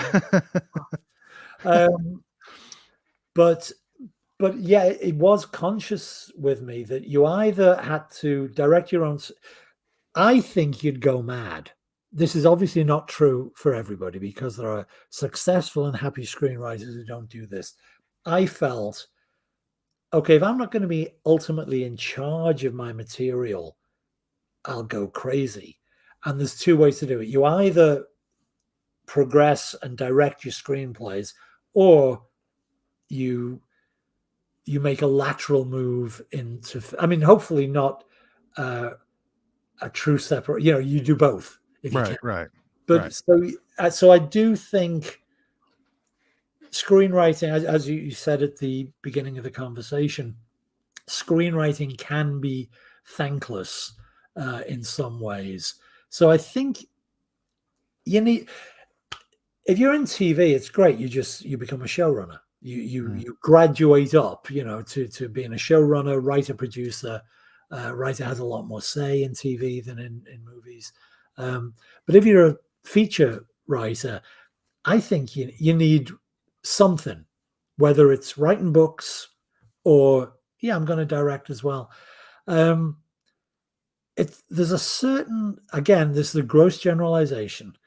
There's a certain A-type personality required to be a director, and the A stands for asshole, which some of my best friends are directors, but you got to have a little bit of asshole in you. You got to shout. You got to crack that fucking whip. You got to make people do the thing you need them to do. You got to make decisions on the hop. If somebody comes up to you and says, are we going to dress Ashley in the blue dress or the pink? My instinct is, oh, well, let's sit down and talk about this. This is very interesting. I guess the blue would give certain value, blah, blah, blah, blah, blah. Can't fucking do that. Clock's ticking. A director will say, whether he or she has a real opinion or not, will say blue. And then they'll move on to the next problem, because some other bastard will be asking them this or this, that. So I don't have that personality. I am an overthinker. I like to sit and discuss possibilities. So I don't think, having been in theatre, I get on great with actors, and I do have a certain affinity with them. So I like to feel that in a certain universe in which there's lots of time to direct, I could probably work well with actors doing good performances. But no, it's A-type personality stuff. This is obviously not true. There's plenty of directors who are very shy and quiet, but I don't know. There's something.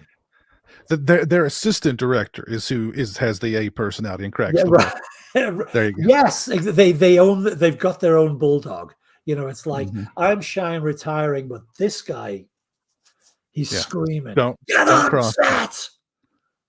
Well, before we dive into the Alan Smithy masterpiece, Hellraiser Bloodline, Sure. I do want to ask you about your novels, because by the time Bloodline had come out, you'd already had 2 novels published, I believe. Is that correct? Yeah. Did Bloodline come out in 97 or 90? 90. Oh, good question. When did Bloodline come out? I mean, essentially what you just said is correct. It might technically, Bloodline might have preceded my second novel by a couple of months. Okay. Big Thunder was published in 97, and I thought Bloodline was 96, but it might have been 97. You might be right. Do you approach writing a novel or a short story any differently than you do a screenplay? I know you said that it's all storytelling, but sure. with the novel or a short story or prose fiction, there's a little more detail required, and you kind of are directing the movie in your readers. Oh yeah, like it's a single signature work in a way that a movie or a song you write for a band is not. Yeah, I want to thank you for all these questions, because you're making me realize I've never really thought these things through. I've just operated by the seat of my pants. You just sit down and write, and magic happens. Well, that's one way of looking at it. Clearly it's a different process. Well, it's a different methodology, let's say. I don't know if it's a different process. But I do sort of, I think most people, I'm sure you yourself could answer this. A lot of it is just working by instinct. You sort of, and if you look back at what you've done, you can analyze and say, oh, well, of course that makes sense. I'm writing a movie, so I would demonstrate this person's unreliability by having them drive through the red light and leave the other guy stand. I'd think of a visual to demonstrate something. In a prose fiction, you might just have a little interior monologue where he thinks, yeah, I know the guy's waiting to do the interview, but I'm hungry. But you analyze, I think, again, here comes another generalization. Most art is produced by instinct and refined by intellect. Like, obviously, your intellect, your conscious mind is very plugged in and very connected when you're spewing out the first draft. But you're really operating on if you're lucky, if you hit the zone, you're operating on instinct. And then when you do the rewrite, you you find out what you were doing. It's like, oh, look, there's a theme here. So then you can go through and fix it and make sure that you prefigure the theme and put a little echo here and match a scene and rhyme some dialogue with an earlier scene, stuff like that. But just into like I grew up like all of us, like people older than me and people younger than me, like you. I assume I can speak for most of us. There are some people who only like movies and don't read books, and there are some people who only read books and don't like movies. But I like everything. When I was a kid, I liked comic books, I liked rock and roll, I liked movies, I liked TV, I liked books, and I think if you grow up with Catholic with a small c, Catholic taste, meaning wide-ranging big tent, you just take all these things in, and the real art school or writing school or filmmaking school is your input. So as long as your inputs are open and are in a way innocently open, that's the best prep you can do, because then you don't really have to, when somebody says, would you like to write a movie? You don't have to think, gosh, how does one go about doing such a thing? You know what movies are like. You've watched movies all your life. You love movies. You've picked up half the jargon anyway. Most people do, right? I mean, increasingly, more and more civilians know the terminologies of both fiction and film. So you just sort of do it. And I guess there's a little toggle in the creative brain that knows you're writing a story, so you write it in the way you would write a story. Or the toggle clicks the other way, you're writing a TV script, so you write it like that. And increasingly, people can both creatively and professionally toggle between the two with ease. That's only been true for a few generations, I think. These famous stories of like great writers being brought to Hollywood in the 1930s because, dialogue, sound came in 1927, 28. And so they thought, well, we need playwrights and novelists. And they brought these people in, and most of them were fucking terrible at it, because half of them were snobs. They'd never seen a fucking movie in their life. and they would write this terrible, stagey, and then there were some people, of course, who took to it very naturally. But I'm trying to think, there was a book written by a guy, I think it was written by a guy called Tom Dardis, whose name I knew because he wrote a biography of Buster Keaton, who's my comic idol. But he wrote another book called Sometime in the Sun, which was about Fitzgerald and Faulkner, maybe Hemingway, I can't remember, and a couple of other people, and the mixed experiences in Hollywood. Similarly, you would then have screenwriters who kept thinking, one day I'm going to write the great American novel. And it was shit. It's like, no, you're good at this. You're not necessarily good at that. And then I'm making this history up, by the way. There are probably scholars out there who'll say, my God, he's got this literally backwards. But it seems to me that by the late 50s, you've got your Ray Bradburys and your Robert Blocks, and then your George Clayton Johnsons, your Bill Nolans, your Harlan Ellisons, who could do both. Like Robert Bloch wrote genuinely good screenplays and wrote genuinely good fiction. He wasn't good at one and not good at the other. But it was still relatively unusual. Like, I think I've probably named the 5 or 6 people who were doing it from like the late 50s through to the mid 60s. And then you've got the people who are now, it still kills me to talk this way, but the older generation, guys who were born in the 50s, like me and Richard Christian Matheson and Clive. And I was going to say Neil Gaiman, but he'd be mad at me because he was technically born in 1960, so he's not really a 50s kid. He's 4.5 years younger than me. But Dave Scow is another 50s guy, Skip and Spector. We were all born in the 1950s. And again, like those guys before us, there seemed to be an ease of movement. Like Scow, Dave could write the Crow, the movie version of the Crow, but he could write his award-winning short fiction collections as well. Craig and John got a credit on one of the Nightmare on Elm Street movies. I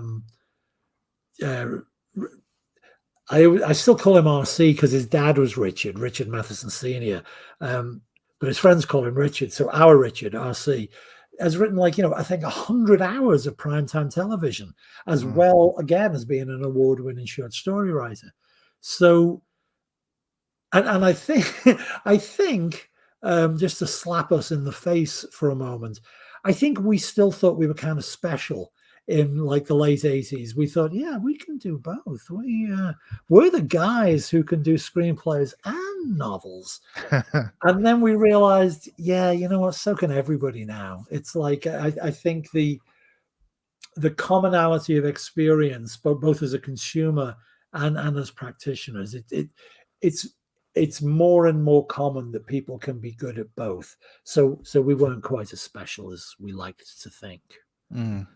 Was writing novels and short stories, did you think of that as kind of a reprieve from from Hollywood and screenwriting and the sometimes the restrictive parameters that can kind of... Sure.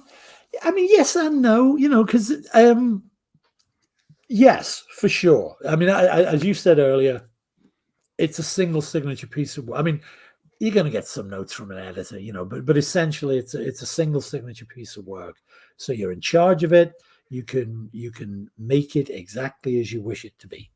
But it was a reprieve. I think each is a reprieve of the other.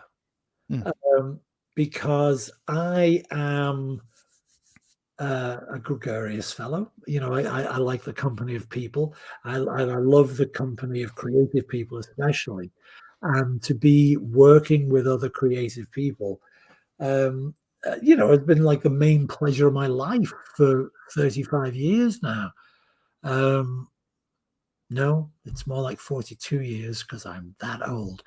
But so it's great to sit and write the story that is entirely you. But I really, I mean, I genuinely, I'm going to date myself. I nearly said the word dig. Can you imagine? How old is this fucking guy? Hey man, I really dig working with other people. It's groovy. But I do dig working with other people. And so I think that's what I would choose to say. Each is a reprieve from the other. You can get a little bit too up your own ass when you're just doing, and also, you can go insane with the solitude. And then you can do stuff with other people. And I think if somebody put a gun to my head, I guess I would probably say I'd rather, if I can only have one, I guess it would have to be the short stories and novels. If I can only have one. I know this is disappointing to the horror movie. I love you and I love the movies. I've been a horror movie nerd all my life. But I'd probably have to do that if it was a gun to the head choice. But I started out in bands and theater, and working with other people and sparking off other people is just the most fun you can have with your clothes on. Or sometimes without your clothes on. It's got that too, you know. You can always, you can write however you want to write, in the privacy of your own home. Yeah, that's true. Yeah. I love Hellraiser Bloodline unabashedly and unironically.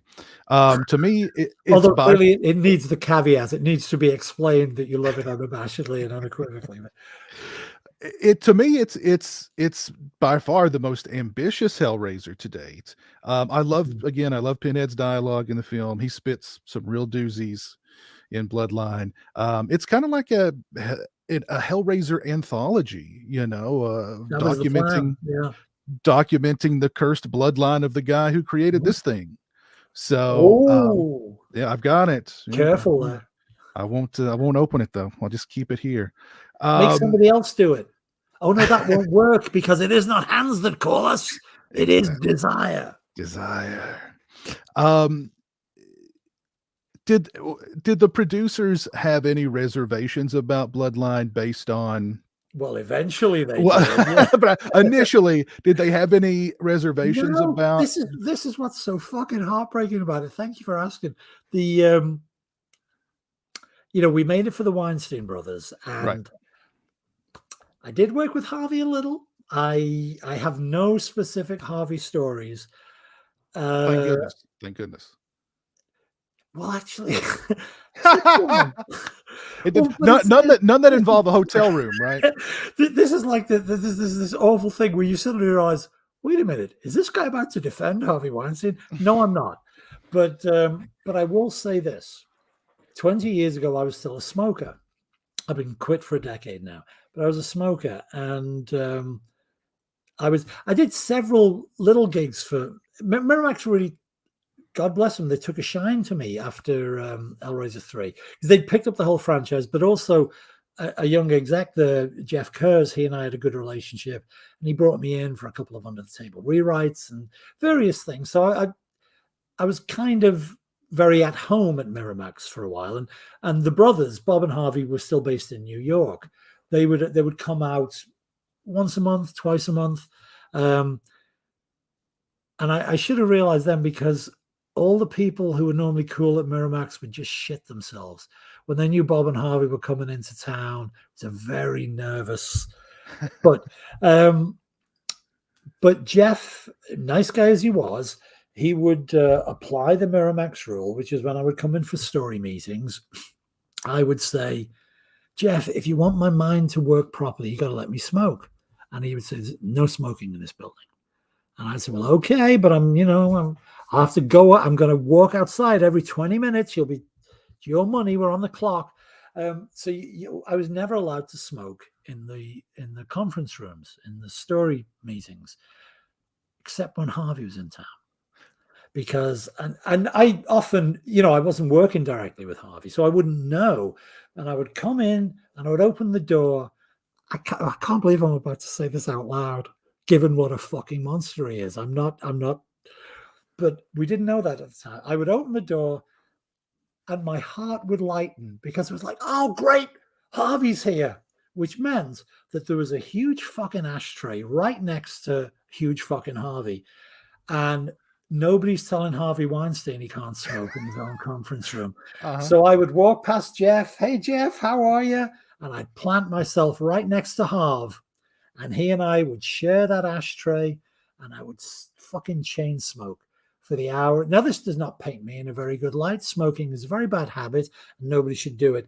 But I do have to admit that's my Harvey Weinstein story. The guy who gave me the green light to smoke. Well, Stephen King has actually said that smoking to him, what did he call? He called it synapse enhancers. Cigarettes were synapse enhancers.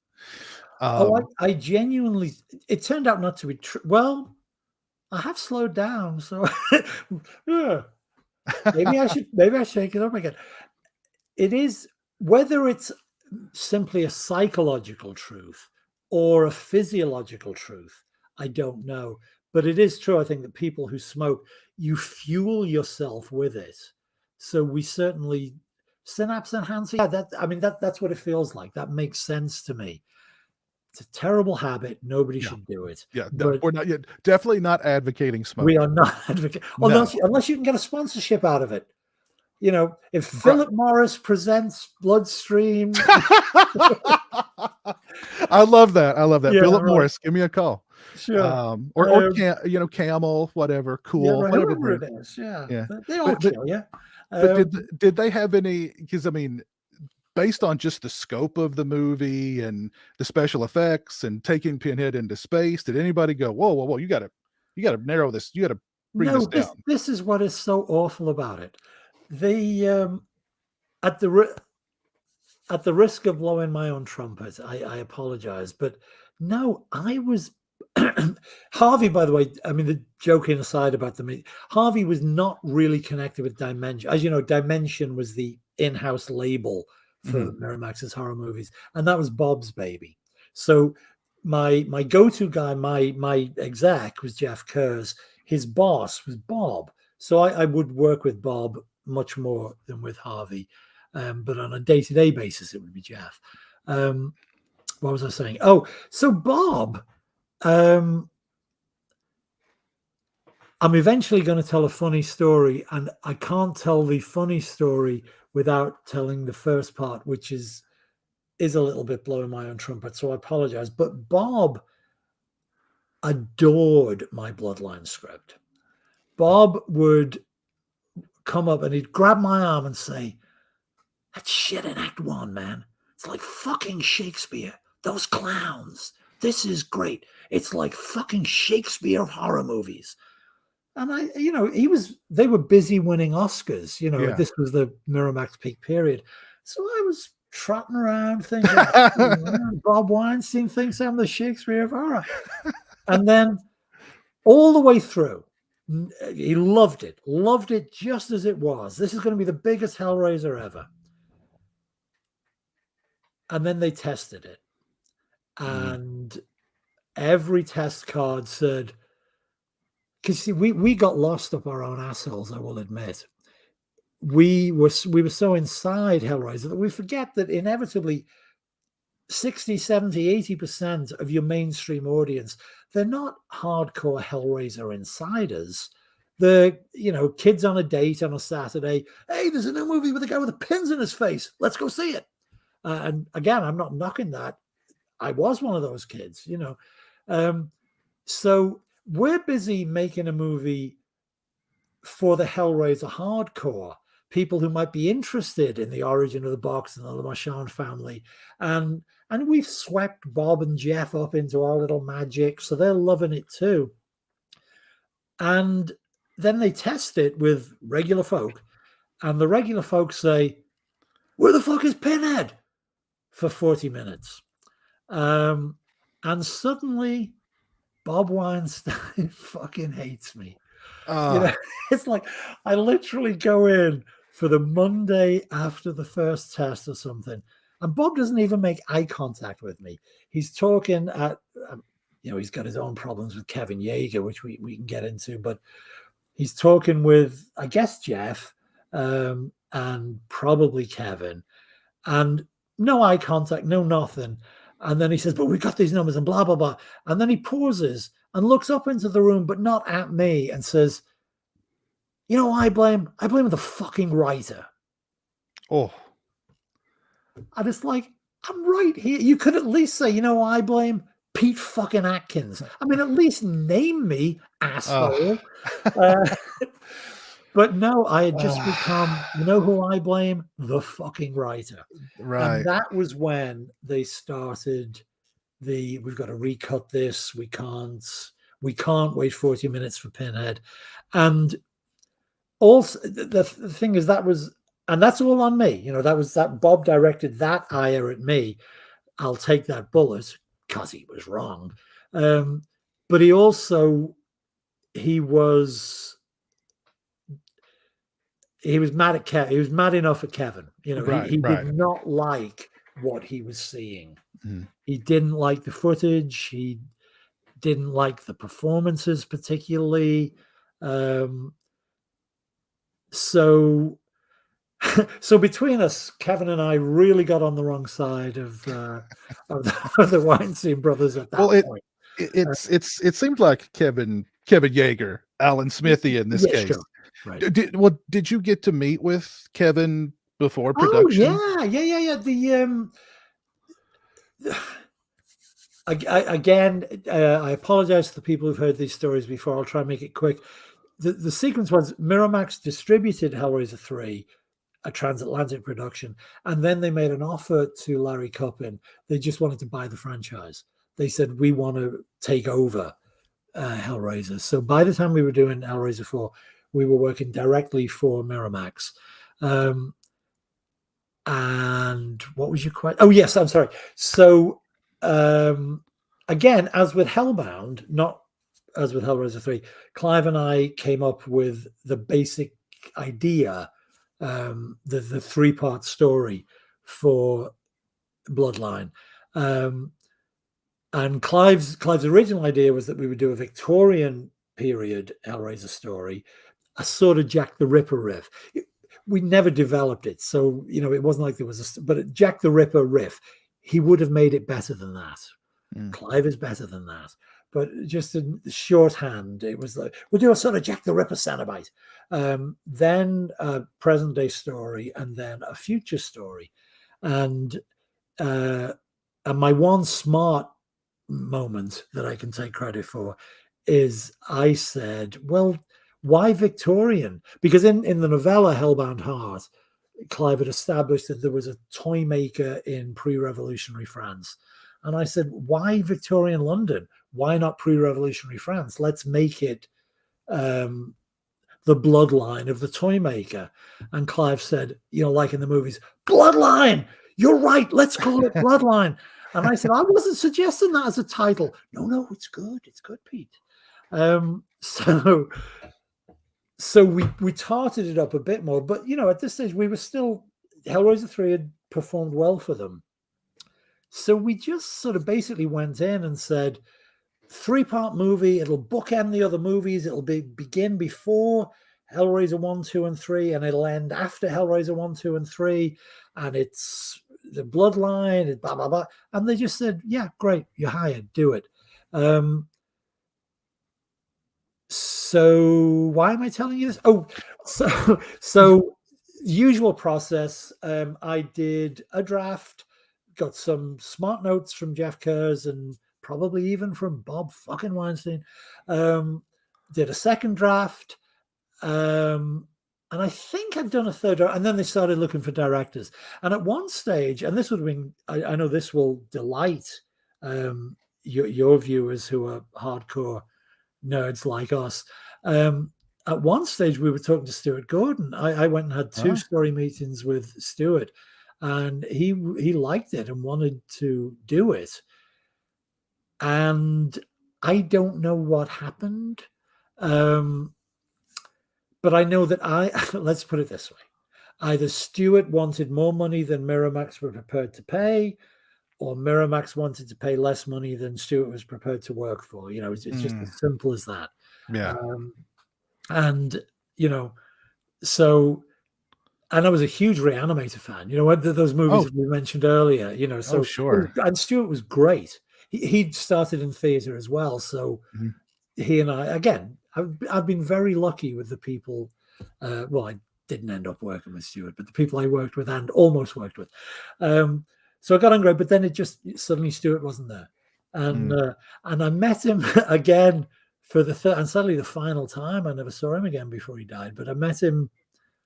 I don't know, maybe might even have been 10 years. We were both signing at Dark Delicacies, which is a famous sort of iconic horror bookstore, bookend gift, everything horror store in Burbank. And I walked in and there was Stuart, and the first words out of his mouth were, "What the hell happened? My phone just stopped ringing." And I said, "I don't know, and it's nothing to do with me." He was extremely cool about it, and it was nice. But so it went to a couple of other people as well, but Stuart was the only one that we even moved towards development with. And then I'm it must have been Miramax themselves must have known Kevin. My filmography is sketchy on it. Like, I don't know if Miramax had made any of the movies. Kevin, I mean, obviously Kevin was Kevin. Everybody knew who he was. Right. But I don't know if they'd worked directly with him, or if they just thought, this will be a. I don't believe they had at that point. Right. Yeah. But they brought him in. That was definitely, there were 3 drafts, and yes or no, it was a proper development process. He and I clicked, because we're all monster kids. Right. Kevin's a little younger than me. Kevin might even have been born in the 1960s. He might be that young. He's a little younger than me, but we're all monster kids. We're like the Forry Ackerman generation, the famous monsters of filmland generation. So we're instantly simpatico. We instantly bond. So yeah, he was very familiar with it. And well, I'm jumping ahead, obviously, but after what happened to the actual movie, the script that I published last year, we called it the original screenplay. It was actually the 4th draft, but that was that's the baby. God bless you. That's what made Kevin. I'm sure he regrets it now, but that's what made him make the deal with the devil and sign up with Miramax. That was the script that brought him on board. I'd heard that he loved the script. That he was really kind and complimentary about it. Yeah. I saw an interview with Gary J. Tunnicliffe, who I know you're familiar with, or you're friends with. Oh yeah. And of course, he did the special makeup effects on Bloodline, as well as pretty much all of the Hellraiser movies, and directed the last. He was the through line from after they stopped being theatrical. I mean, Gary had worked on Bloodline, don't get me wrong, that was theatrical. But yeah, although they had different writers and directors, Gary was the through line from that point on. He was like the connective tissue from the old days of image animation. So, Doug felt very comfortable, even through those, increasingly cheaper and lower budget direct-to-video sequels. It was still Gary, right. Doug would be in the makeup chair, and here's Gary, who'd been with us at Pinewood, so yeah. And then of course, and Gary ended up writing and directing unfortunately without Doug. Although I hear Paul Taylor is pretty good. I hear he's a nice guy, and people say good things about him is it Judgment or Revelations? I was going to Judgment is and Judgment is good. I like Judgment a lot. Right. Paul Taylor, for me, he's really not in it that much to really sort of put his stamp on it as Pinhead. It's just kind of like, oh, there's Pinhead, but there's no. I mean, he does a fine job. But there's just not a lot of. He doesn't get a lot of opportunity really to. Well, because Gary's trying to steal his thunder, right? Gary's in there playing the order. Does Gary take a credit as an actor, or am I? I'm not blowing his cover, right? Everybody knows it's him. Do they? I think most people do. Okay. It's funny. This is live, though, right? We can't edit this out. No, we can't. But he was telling a funny Bob Weinstein story where, after they'd screened Judgment, Bob Weinstein was like, God, who is this brilliant actor who plays the guy with the sunglasses on? He is so brilliant. This guy is amazing. And Gary was like, well, that was me. but see, the Gary was talking about Bloodline in this interview. This was several years ago. I don't remember where I saw it. Was he rude about Kevin? He lays all the blame at Kevin's feet, claiming that it was ego, it was inexperience, and that pretty much all the issues with that film were Kevin's. Well, that puts me in a difficult position, doesn't it? I'm not asking you if that's true or not. I'm just going to call my old friend a liar, or well, I will say this. Gary is not a man who has ever been shy of his opinions, and his opinions can be strongly held and strongly defended. But it doesn't mean he's always right. Ego sound, I mean, frankly, sounds like a genuinely surprising word to hear held at Kevin, who seemed, I mean, hardly bashful or anything, but I mean, was not some, because Christ knows there are, like we say, A-type personalities, directors. There are plenty of raging narcissistic asshole directors. Kevin is not like that at all, personality-wise. I would certainly not. That was an interesting phrase you used. Lay all the blame at Kevin's feet. Wow. Here's the thing. The movie didn't look as good as it could have, but I would definitely not lay all the blame at Kevin's feet because, and I'm sure if pressed, Gary would acknowledge this. Miramax, again, in a way, not even conscious. It's just like the machinery works, the train doesn't mean to run you over. You just happen to be on the fucking tracks, They, again, it's many, many years, but I don't think I'm exaggerating. They were slashing Kevin's budget on an almost daily basis. And I mean, I know this from weirdly, you said earlier, I was on Wishmaster every day. I was on Hellraiser 3 every day. I was on Hellbound, I don't know, about a third of the time. I only visited the set of Bloodline 3 times. Once because my mum was in town and she wanted to see her old friend Doug. Oh, actually, I had to show this to somebody else the other day. So let me see if I can make that full screen. There you go. Don't want to dazzle Pinhead. I don't know what the hell's going on with my mouth, but there's Doug in an image animation t-shirt taking a coffee break with my mum. So, but I only visited a couple of times, 2 or 3 times, I think.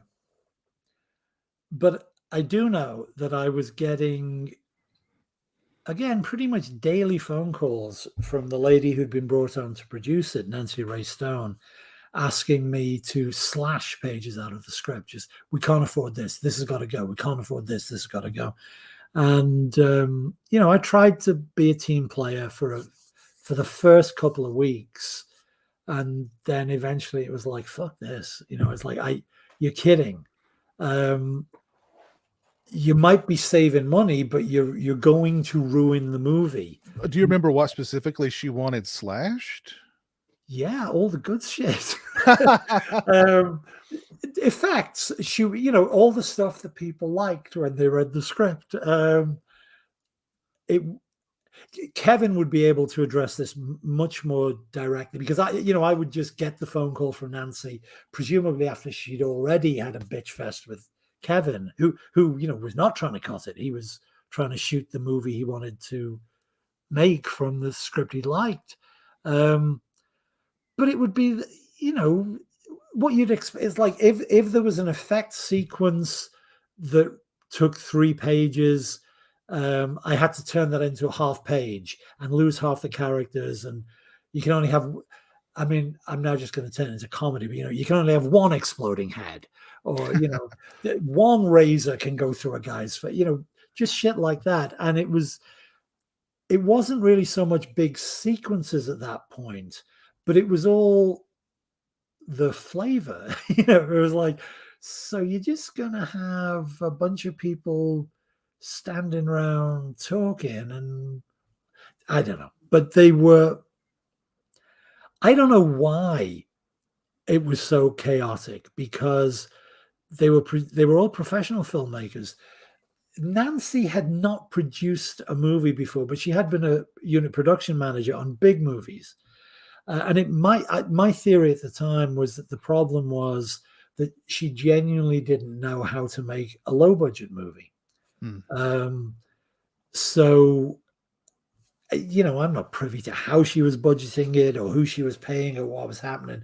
All I know is that Kevin knew how to make low budget movies. Gary knew how to make low budget movies. I knew how to make low budget movies. The actors in it, they're never responsible for the budget, but Doug was certainly familiar with making low. Like if Nancy would have, it's all water under the bridge. I mean, she couldn't step out the way. She was the producer, but whatever Gary might feel about Kevin, they were ripping that movie to pieces as it was being shot. Mm. So if digging beneath the surface aggression of Gary's words, if what he means when he says, I lay all the blame at Kevin's feet, is the movie didn't look as good as it should have. That was part of what he mentioned. Yeah, well, he's not wrong in saying that, but I would certainly not lay the blame at Kevin's feet, because he assumed he was going to shoot this, and I'm not kidding, almost on a day-by-day basis, it would be like, nope, can't do that, do this, shoot it here. You got half a day to do that sequence. I'm pretty sure Kevin is not willing. Why would he? His mental health comes first. I doubt Kevin would ever have a long conversation about Bloodline. I think you'd agree with me. I think this is pretty much the story as we remember it.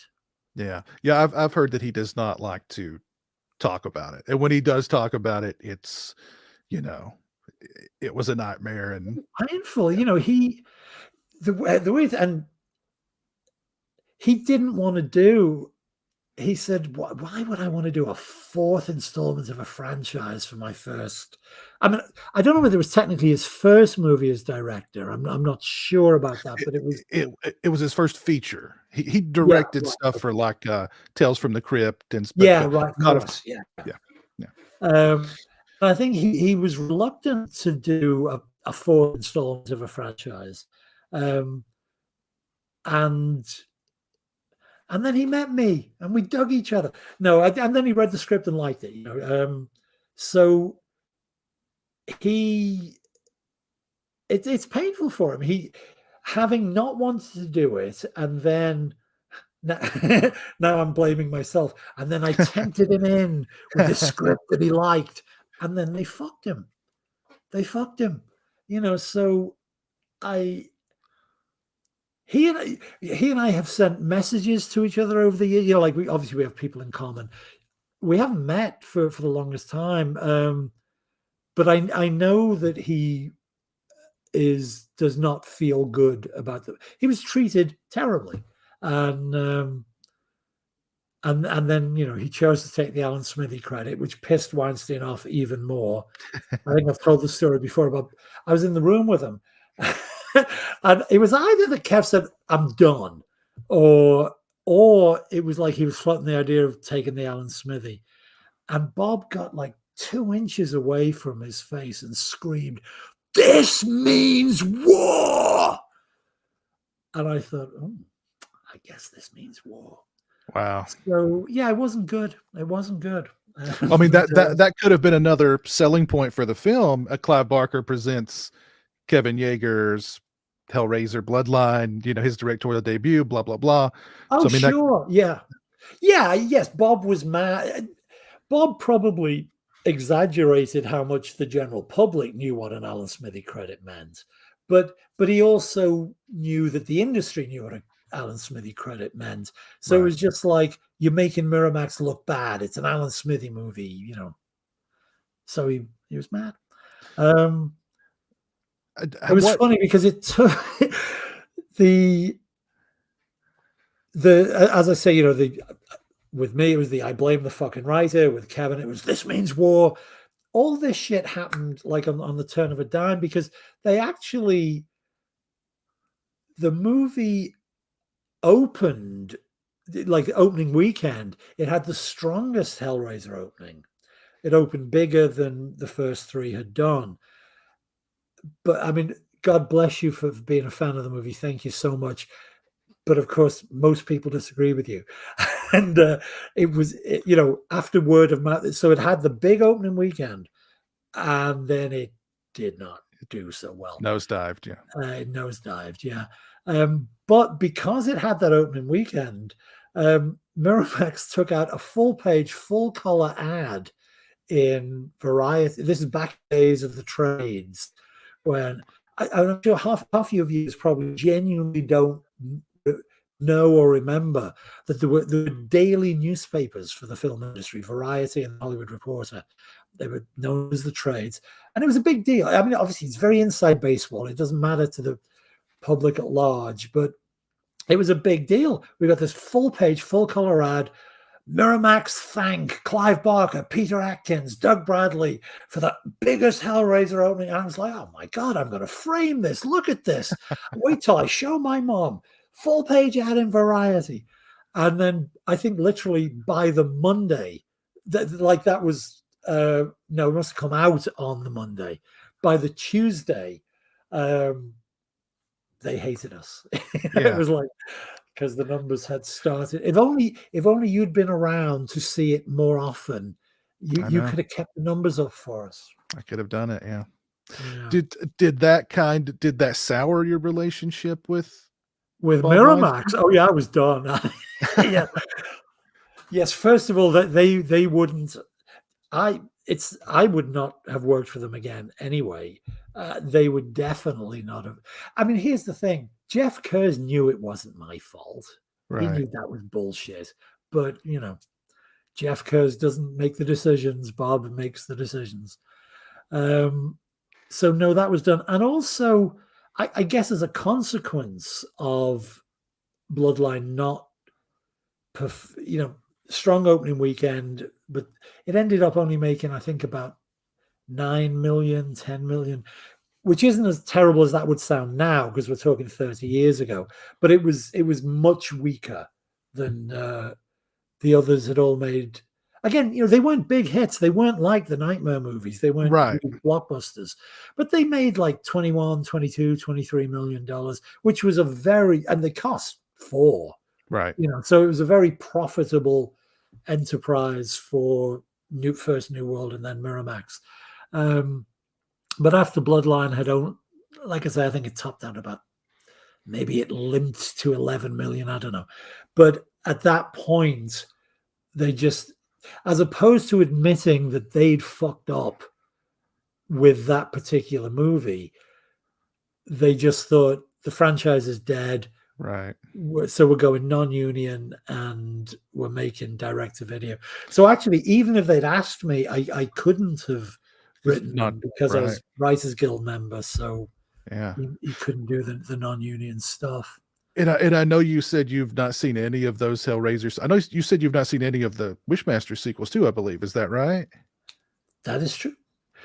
Are you just not interested in any of? I mean, and no. Well, the Hellraiser stuff. It's interesting. I've never actually thought. I did. I'm lying. I did when they brought Ashley back for Hellseeker. I watched that because, well, it's Ashley and Doug, and right. I guess I didn't like Doug enough to watch the ones in between. but you bring the cute girl back, and it's like, oh, well, Ash is my friend. I got to watch this movie. Inferno, which is the fifth one, is I would recommend it. It's pretty good. What people say. It's Scott Derrickson, right? Scott so Derrickson. I'm sure pictorially, if nothing else, it's probably pretty good. Good looking. Yeah, I mean, he didn't have much of a budget, I know. But. No, yeah, but it's just overall a decent movie. Clearly there were limitations budgetary, Right. but it's of those direct-to-video sequels, to me it's by far the best. Sure. And a lot of them beyond Inferno were existing screenplays that they just reformatted to be Hellraiser movies. Sure. Well, no, this is interesting. My understanding was that was true of Inferno as well. Now, I've since heard, I think Scott Derrickson, or maybe his writing partner, Paul Boardman, much more recently, I've heard that no, that wasn't the case. Miramax brought us in and we wrote it, but I don't know. That's I the had case, always heard I that think. that pattern that you're describing started with Inferno, that it was an existing, Hmm. I don't know if it was a spec, but it was by Scott and Paul, and they retrofitted Hellraiser into it. But I that had been my understanding. I've since heard, as I say, that they claim not. I don't know. And You know who would Judgment. know? Paul Kane. Paul Kane, who wrote the book, The Hellraiser Films and Their Legacy. He would know better than me. If, You would know. I don't But know why I didn't watch them. It's interesting. I'd never really thought about that. I guess I was pissed off that they'd took in my head. I believe you that Inferno is good, and I've certainly enjoyed other movies Scott Derrickson has made since. But I guess I just felt they torpedoed the front. You know, I was doing other stuff. And yeah. Judgment is good too. I'd recommend it. That's the one that Gary Tunnicliffe wrote and directed. I'm very squeamish in my old age, though, and I know Gary is like brutal. There were moments in Judgment that literally, like, my stomach turned a little bit. Oh fuck! There's stuff involving. And you're a pro, right? You watch a lot of it. It's not like blood and gore and, you know, right. It's like people spitting in each other's mouths and just stuff like that. For some reason, watching that movie, seeing that, it made my stomach turn. But I do recommend it. It's really good. I was just going to say that's a hell of a recommendation there. But hey, I'm not many horror movies have any effect on me, to be honest, other than entertaining me. This one was like, okay, you turned my stomach. Good for you. So sure. Wow. Yeah. Resurrection, steer clear of that one. Steer clear of that one. But yeah. When did you decide to publish the screenplay so that all of us sick Hellraiser Bloodline fans could finally read and envision the movie that you intended it to be? Sure. Well, it happened so quickly. It was weird. There's a company called Encyclopocalypse Publications who was started as basically a one-man operation originally by Mark Miller, who, you know, in another sort of weird concentric circles thing, he had run Seraphim Films, Clive's production company, Clive's most recent production company. Mark had been, I don't know what his title was. He ran Seraphim for Clive. I know Mark. I've spoken with Mark. Okay, yeah, sure. Okay. Well, Encyclopocalypse was started by him after he'd left Seraphim. And it was originally just going to be, whether it was going to be a side hustle or he just realized there are an awful lot of books from the 70s, 80s, 90s, and 2000s that never had audiobooks. And audiobooks were increasingly becoming a big market. So Mark just thought, I wonder if I can get the license for books that have fallen out of print. And it just began as an audiobook operation. He did the audiobook of, my novel Mornings. That's an old poster. But my novel Morningstar, Mark did the audiobook of, and I roped Doug in to narrate it. So if you Hellraiser fans need to hear Doug reading something, unfortunately not Hellraiser-ish, but if you just like Doug's voice, go get the Encyclopocalypse audiobook of that. But then he started doing ebooks, and then he started doing finally print books, and now there's a bunch of other people involved, and he's got this little indie publishing empire, and they. Again, I don't know how conscious the choice was. I mean, I speak to Mark practically every other day, so I could ask him. But I don't know how consciously he said, "Oh, I see a niche here," or whether just happened that some of the writing, but they've become both the reprint and the fake reprint, the recreation, the retro movie tie-in novelization publisher of choice. They've reprinted Craig and John's novelization of Fright Night. They've reprinted the novelization of Jeff Rovin, I think, did the novelization of Reanimator. A couple of others. They also did the audiobook of Fright Night, and I narrated that, which is insane. Wow. Yeah, but wait, let me brag a moment. Handpicked by Tom Holland, writer and director of Fright Night. Wow. I don't get it either. It's very much an American story featuring American high school kids. But Mark was playing Tom bits of tape, so that Tom could pick a narrator for the thing. And he played him a bit of The Toll, which Tom had narrated. This is a very complicated story, I'm sorry. Tom had narrated Mark's book, The Toll, but it was what they call a full cast reading. So although Tom did the narration, other people did the dialogue. And I've got a bit part in The Toll. And apparently Tom said, that guy. And Mark said, that guy. And Tom said, yeah. And Mark said, you hear that he's English, right? And Tom said, oh, well, Fright Night is such a tribute to Hammer. What the fuck? Yeah. So that's how I got that gig. So they did the reissue paperbacks of those novelizations, and then they started commissioning new novelizations of movies that didn't have novelizations back in the day. And I believe I'm right that the very first one they did was My Wishmaster, and Christian Francis did a great job of novelizing Wishmaster. And he's since gone on, he's written his own stuff as well, which Encyclopocalypse have published. But he's also novelized Vamp. Remember Vamp? Oh, I love Vamp. Okay. Well, you'll be glad to know. Weren't you sad that there wasn't a novelization of Vamp that you could have picked up? I would have loved loved there that. is. It's awesome. Awesome. And I forget, what was its alternate title? This is something else now. And Christian also novelized, it's Titanfine. It's Bill Malone's Titanfine. But what was it? Was that Creature? What was its alternate title? Creature. Yeah. Creature. Bill Malone's movie? Yeah. Yeah. Mm-hmm. So Christian is now there is a novelization of Titanfine, Creature.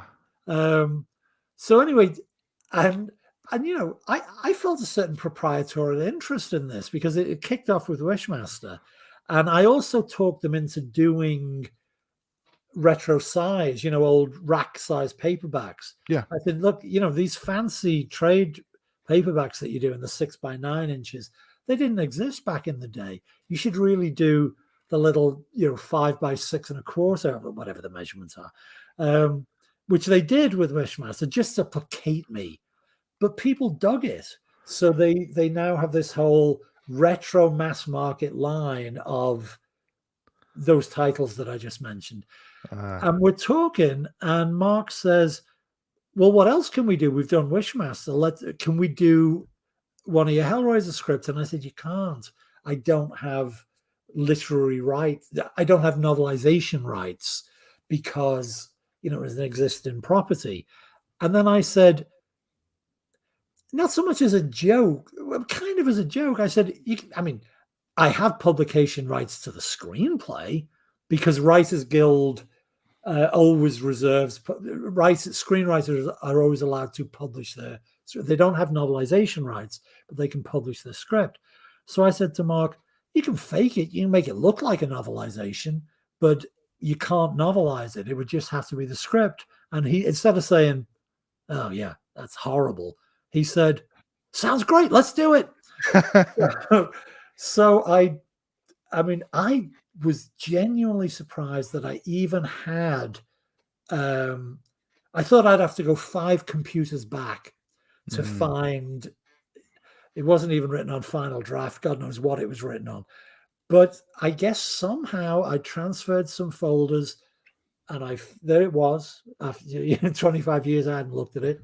So this is the fastest book I've ever been involved in. I think that was a Tuesday. He said, "Sounds good, let's do it." I found the script the day in between. I found the script on Thursday. I edited it. I made no changes. That is the original script, but I fixed the margins so that he could format it. Then he sends it to Christian, who's a tech guy as well as a superb novelizer. Christian made sure it would fit in the right sizes. They uploaded it to Kindle, not Kindle. What's the print on demand? KDP. And I think I think a week later, they were producing the book. So Wow. it was like, oh, I got a new book out.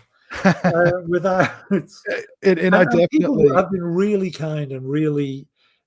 Oh, I'm sorry. I should stay on topic. The reason I was cool with doing it is because, as with people like yourself, I keep hearing people say, "Oh, if only we could get the director's cut. Maybe one day there'll be a director's cut. There'll be a restoration." And the horrible, sad truth, as we just talked about in the last 3 hours, sorry, is that there is no director's cut to restore. Kevin had an assembly, obviously, but it was missing effect shot after effect shot after effect shot. So the most you could ever hope with some kind of Blu-ray extra, you could put a linear assembly of what he did shoot, but you never get a director's cut. So we gave him the writer's cut. We thought, let's let those 18 people who like Bloodline have a. But let me ask you, and I want you to be honest, because you, as you say, you unabashedly and unequivocally like Bloodline. So this was my other worry, that like people who were saying all along, I want to see the original. They can't, but they can read the original. I thought, yeah, they mightn't like it though, because if you like the movie, you mightn't like this because you do wait 40 minutes for Pinhead to appear. Now, I assume that didn't bother you because you're a smart, thoughtful fellow, but that was a factor. I thought, actually, this might disappoint people there's not many people who like the movie, but the ones who do might think, what's this crap? What's all this 18th century nonsense? Well, I think I think if you do like the movie, you want to see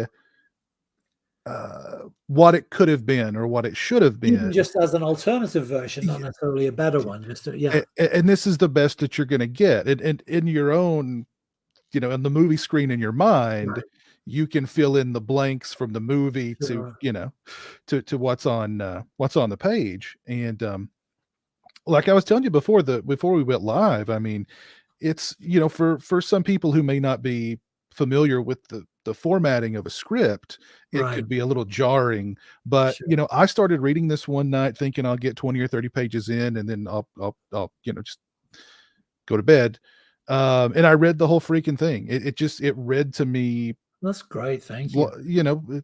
The descriptions are very Peter Atkins. So I mean, you get whatever that might mean, good or bad. But you get a lot of description. You get you get everything here, and it was a great read. And if you are a fan of Bloodline, then this is definitely. Or if you're just a Hellraiser fan in general, I think this is a must own, really. So well, thank you so much. I really appreciate it. It was weird. I wanted to play fair because there will be, especially as you've been so kind as to say you like some of Pinhead's speeches. Even though I was objecting to the cuts they were making me make, I did do some rewriting for the first 2 weeks of production. So there are some speeches that I thought were pretty good. But it would have been, and I was tempted to insert, I haven't watched the movie for a long time, but I know people are very fond of his whole Harvest of Souls speech. He looks out the space station window, and I thought, shit, I should go and pull that and put it in. But I thought, well, that's a cheat. The whole point of this is the movie that got Kevin on board. I mean, the script that got Kevin on board. So let's do that. But So if people who like, there's a couple of Pinhead speeches which they're not going to get in that book. So I apologize, but it wouldn't have been right to pull them. What's interesting though is that a lot of the Pinhead that you discover reading the screenplay, that a lot of the dialogue, some of Pinhead's dialogue is just completely cut in half. You only get the first half of it Sure, in the sure. movie. Same thing with like Angelique, and who doesn't love Angelique as a character, and especially her Cenobite look with the. It's a great look. Yeah. Now, just going back to this previously unknown to me war between Kevin and Gary, both of whom I love. I hope I'm remembering right. I think that's a Gary design. That is a Gary design. You know that. Okay, good. Yeah, that was my thought. And yeah, it's a great one. It's because it's revolting, but she's still kind of hot, right? It's like a little bit. Well, I mean, I'm sure probably when the film was released, you were probably like, God, this is horrible. Have you warmed up to the film over the years yourself? I honestly haven't seen it since the theatrical release. I think I caught 10 minutes of it way back, pre-streaming days, cable days, I think. Doug is great. I wanted there to be more. I actually feel Valentina Vargas, who plays Angelique, she suffers even more than Doug in comparison to the original script, at least. She's terrific in the movie, but she's just not in it as much as she should have been, as I wanted it to be. But she's good in the bits she is in. The thing, what pisses me off? Adam Scott never mentions it in his interviews. He has mentioned it in interviews. I saw an interview with him. By the way, it doesn't piss me off. I was totally joking, but tell me what? I saw an interview with him on, I think it was Conan O'Brien. Yeah. And Conan said, Adam, I understand you made your big screen debut in a horror film. And it's very Adam Scott, so it's very kind of dry. And he's like, I was in a film called Hellraiser Bloodline.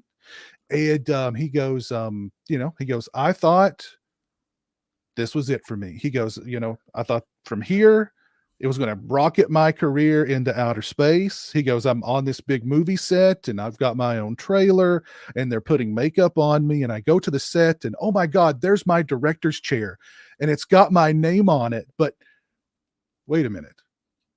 They put Adam Jones on it. That's not my name. So they...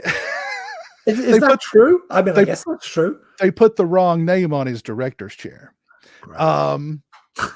But and then he said, what else? It's been a while since I've seen this. I'm surprised I remember this much. Yeah. But he was just kind of, he was a little jokey about it. Just kind of like, it didn't do what I thought it was going to do for my career, something like that.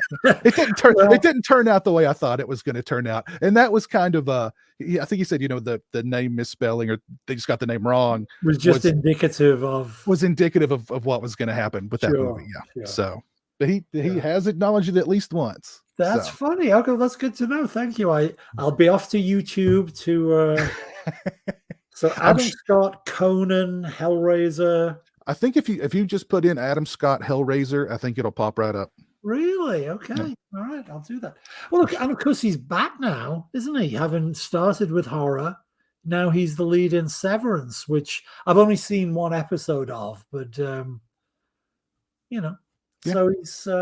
he's come back to us. He's come back to the genre. I know. Yeah.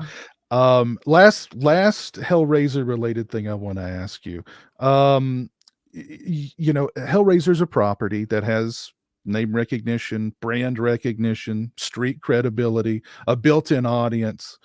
But it's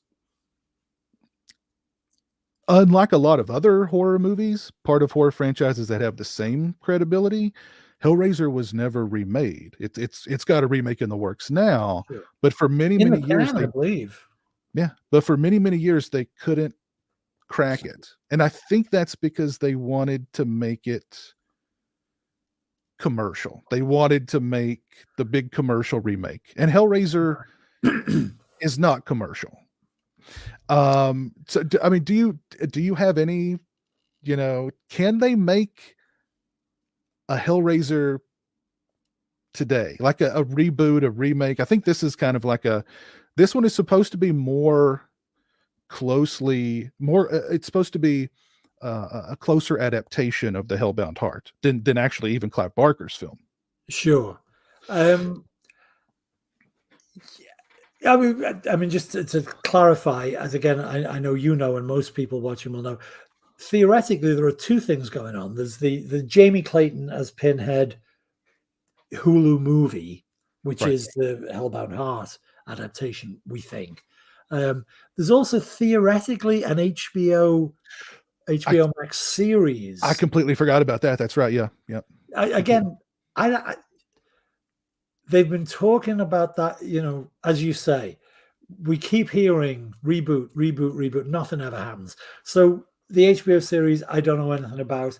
I do know, the last time I spoke to Clive was, I don't know, 3 months ago. And I asked him if he'd seen it, and he had not seen the finish. It's David Bruckner, right? Yes. Yeah, he said, no, Bruckner hasn't let me see it yet. But I said, how does Jamie look at it? He said, fantastic. So that's the only hot news I can give you. That's all. Clive has seen, I don't know if he's seen footage or just stills, but the only thing I can pass on is that he said she looked fantastic. So let's hope, Yeah. I certainly wish it well. I'm a little worried that it's Hulu because I wasn't a huge fan of the Books of Blood thing they did. But, I don't know. Let's... But your actual question was, could it... I mean, no, it's not going to do... It's weird material. So it's not going to do 100 million at the box office. I mean, obviously, it's not going to do that on Hulu anyway. It's not a theatrical release. I don't think. I shouldn't speak out of turn. I don't know. But yeah, it would never really be that unless,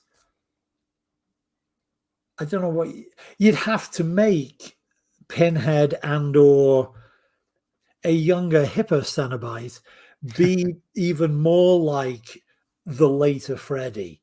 Right. You'd have to make it into a kind of creepy guy with pins stalks streets and slays hot teenagers. Yeah. Again, none of which I'd be knocking. The worst horror movie is better than a lot of other shit. But yeah, you're not going to turn it into a... Maybe it can't... People we care about tackle the outsider and restore the status quo. You're not going to be able to really make Hellraiser fit that model. Right. I don't know without essentially what you would have, I guess, would be a cosplay Hellraiser. Right. People that look like Cenobites doing scary and unpleasant shit, but yeah. I guess the people who have tried to come back and make it didn't realize that it wasn't that successful. I mean, as I say, it was successful enough. They were low budget movies that made 4 or 5 times their money back, that's all film companies want. If they make 4 or 5 times their money, they'll keep making things. But because it has, for whatever reason, the makeup, I don't think it's the quality of the script or the direction or even Doug's performance. It's that fucking look. It's so iconic. It's so good that it entered into popular culture consciousness in a disproportionate way to its actual commercial success. So Yeah. I'm just theorizing, but I would guess that like some bright spark executive who thought, oh yeah, let's remake those Hellraiser movies. They were huge. And then they'll look at the numbers and they'll find out, oh, first Yeah. of all, the movies are fucking weird. And Yeah. secondly, they didn't make that much money. Well, I mean, we're off. I don't know.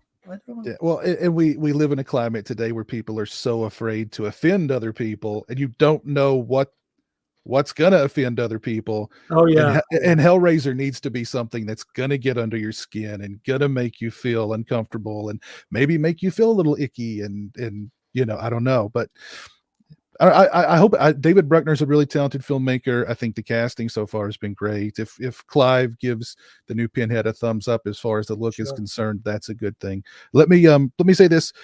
If you want to jump on the stream and ask Peter a question, that link is now available to my patrons and channel members. So go ahead and hop on if you want to hop on and ask Peter a question, or go ahead and start posting some questions in the chat. I know we've got a couple already that I've taken note of, but I will I'll try and keep track of those. We've got a video submission from my brother who wants to ask you a question. Jeremy, who you got to meet briefly a couple of weeks ago. He wants to ask you a question. So here we go. Okay. Hey, Bubba, have you got a question for Peter Atkins? Yes, Wishmaster. Wishmaster. What about Wishmaster? Andrew Devon. Oh. What does the Wishmaster say? Wish is granted. Oh, great. He's a big Wishmaster fan. He loves Andrew Divoff. I've had Andrew Divoff on the channel. Oh yeah, good.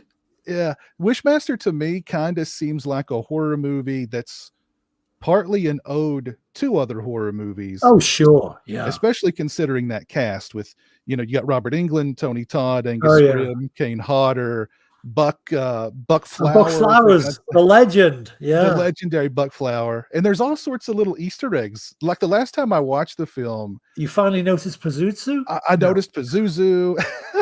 There were other little Easter eggs from other horror films in there too. So clearly, it was like, okay, this is a horror movie made by people who love horror movies. How did Wishmaster come about?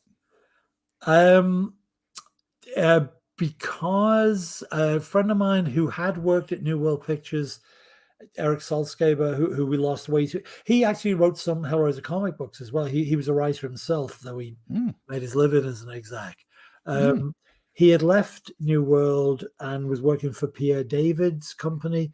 Pierre David was a French-Canadian producer whose, I guess, biggest claim to fame was he was producer on the early Cronenberg movies.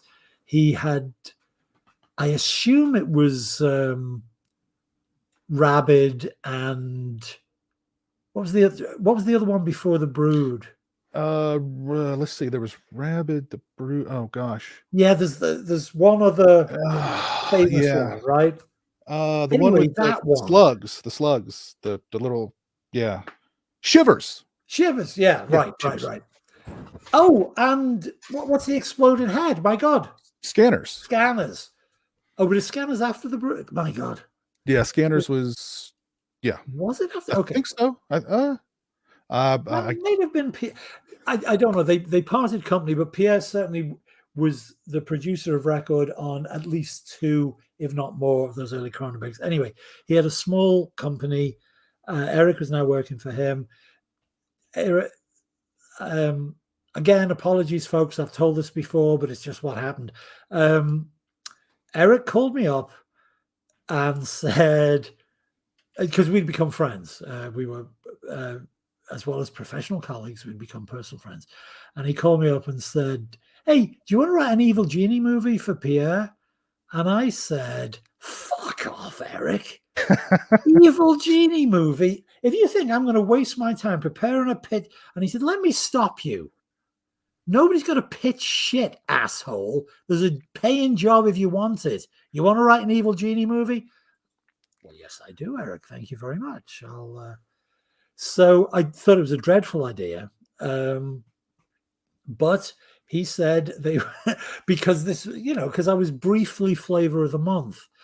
Hellraiser 3 had made money, and so I went in and I met with Pierre and Eric and a guy called Clark Peterson, who was actually going to produce the movie, and they'd done their research like people used to, and they handed me a bunch of sheafs of notes on jinns and ifrits and Zoroastrianism, and I said to them, well, can I just go and just come up with a story? And they said, yeah, that's why we're paying you. So it was, I realized how lucky this makes me sound in retrospect. People knock on doors, and it's not always true that like once you're in, but I guess in that particular case, I was very lucky. They happened to want me to do something for them, so I did. And then we were lucky to get Bob Kurtzman, because I had already, you say there are Easter eggs. There's all kinds of Easter eggs just as well in the names of places and people. Every character is named after a horror author. I've got Doug Clegg in there. I've got an Etchison. I've got a Blackwood. I've got a Beaumont. I've got a Finney. And I think we already knew that in a way this was, or at least in my head, I'm sure Pierre was hoping it was going to be a, theatrical 12 movie Right. blockbuster. But in my head, because Scream had happened, right? So I knew that the character monster franchise, we'd sort of had, not that it wasn't going to come back, everything's a pendulum, but the Jasons and the Freddys and the Leatherface, why can't I say his name? It was like it totally sounded wrong. The way you're halfway through a word, it's like, what? That's not what he's called. Yeah, it is. Yeah, and Pinhead. So I at least was conscious that this is probably like a last for now. This might be a last goodbye to that kind of colorful monster. As opposed to, again, not knocking Scream. I had a great time when Scream came out, but it was that self-referential horror movie that knows it's a horror movie that's about horror movie. That thing was starting to happen, and then shortly after that, there was the torture porn. So in a way, I thought the Djinn was the last possibility of tossing one last, in the hope that, like, just the way Dracula, Frankenstein, the Wolfman, and the Mummy eventually became cereal and candy, I was hoping that 20 years from now, instead of Count Chocula, there'll be Jason, Freddy, Pinhead, there'll be candies and cereals. Maybe I can get one last one in. So it was very consciously a goodbye kiss, a valedictory, not a valedictorian, a valedictory to that type of movie. And as soon as we got Bob, again, fellow monster kid, he was completely on board with that. First of all, I mean, he wasn't prepared for that shit to be over. It was like, what do you mean it's a goodbye to it? We're just... And you mentioned all the people we managed to get for it. I can take credit for getting Tony. Tony Todd was my doing. But everybody else, that's Bob's Rolodex, man. Because, of course, Bob, for the two of your viewers who won't know this, I'm sure most of them do, Bob Robert Kurtzman, K, was the K of KNB. No offense to Gary Tunnicliffe, the premier makeup effects company. And Gary, by the way, worked on Wishmaster. He had his own unit. We had the KNB doing the effects, and we had Gary doing the effects. The guy who climbed, the skeleton who climbs out of his own body is a Gary effect in Wishmaster. Let Jeremy know that Gary's the man for those things. Okay. But So Bob was the K in K&B. So he had put makeup on every one of those motherfuckers. He had all the numbers. So once I talked to him about, that feeling that it was like this is a love letter to our little strand of that type of movie. He said, let's get everybody in it. And so that was him. That's why we got Robert, and we got Ted Raimi, and we got Buck, as you mentioned, and Kane, and everybody I'm blanking on. But yeah. So yes, it was very, we didn't want it to be, hopefully the last thing that movie is maudlin or sad, but it was a sort of let's go out with a flourish. And then I'm delighted to say we got Andrew, because he hadn't done he wasn't in Bob's Rolodex yet, right? But thank God we got him, because just in the same way that I was lucky with Doug, very lucky with Andrew, because he committed, man. He's